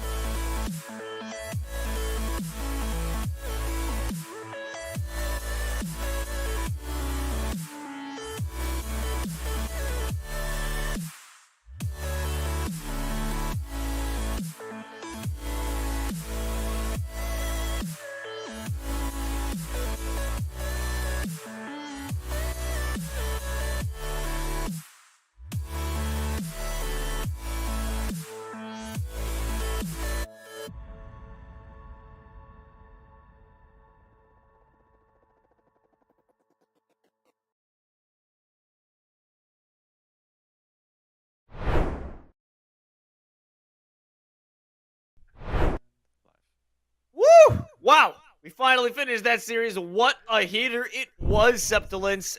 Georgia State winning it out 3-1. They finally got the clutch, and they'll continue throughout this season. And to tell us a little bit more about how they won it out, we've got our boy Felius joining us. Felius, how are you feeling after that victory? And really, tell me about how you regained your mental after that Hanamura match. I gotta be honest, this was the game that we were kind of like most excited for in the playoffs, just because we have such a good like connection with this team. We played a lot before, and they had done pretty. We'd gone back and forth pretty consistently in terms of games, but Hanamura took us by like absolute surprise, and I had no idea they were gonna whip that out. We were pretty shattered mentally at that point, and then DC started happening. So we just I don't know. I just kind of started screaming, and then everybody started screaming, and then it worked out. Like, Bro, that'll do it. yeah, it's like when you're at the bottom of your barrel, and if you have nothing, you have nowhere else to go. You just have to get up. You just have to pull yourself up. That's like the movie with the talking koala. He says when you're at rock bottom, when you're at rock bottom, the only way to go is up, right? And y'all definitely. Yeah, bro. Yeah, I get you. Yeah, it's a cool movie. Y'all know what I mean. It's 11 p.m. I'm I love a that little movie. sleepy. Though. It's my favorite. No, favorite movie with a talking koala. Okay, love that's not the Finding- question though. That's I not the love question. Finding Luckily Nemo. enough. It's a good one. My question for you is definitely going to be, as you make it further into the playoffs, and we may or may not get more opportunities to interview you or your teammates. So I just want to ask a very general outside of the game. Is there anybody you want to give a general thank you or a shout out to just while you're here with us? Well, I mean, every single one of these team members that I got, because we went from like not knowing how to play this game together at all to now we're doing like stuff like this, and we're having a lot of fun in the process. So big props to like Shady, Dex, Chef, Kat, and Jay for all just like carrying the energy that I can provide and providing me with energy in return. Big shout out to Lucas Bailey, coordinator of the esports program at GSU, and for you guys for just like organizing such a fun tournament. This has been a really enjoyable experience so far. Awesome. Well, we're glad that you're enjoying it. Shout out to everyone in your team. Shout out to esports too. Oh, sure. Yeah, sure. It's their But stream. hey, It is their stream after all. We probably should shout them out at know one what? point or another. I love esports U, and I'm not even just saying that. I really do like esports U. it's fun to say. Anyways, Felix, thank you so much for joining us, and good luck to you in the rest of this postseason. You're killing it so far. You survived, but the job's not done yet. So take care and stay on the up and up in that production. But regardless, that is going to be it for us here from Esports U today. The action will continue tomorrow for some ECC, Valorant, and NJCAA. I said it right. Rainbow Six. Also, the movie was Sing 2, I believe. Well, You the were first one. referencing. He says it in the first one, but you got The the, first one. franchise right. On. Whatever. Regardless, that's going to be it from us. I'm Los, joined by Septilix. Thank you so much. Everybody who showed up, the teams, the fans, thank you. And good night. Watch Sing.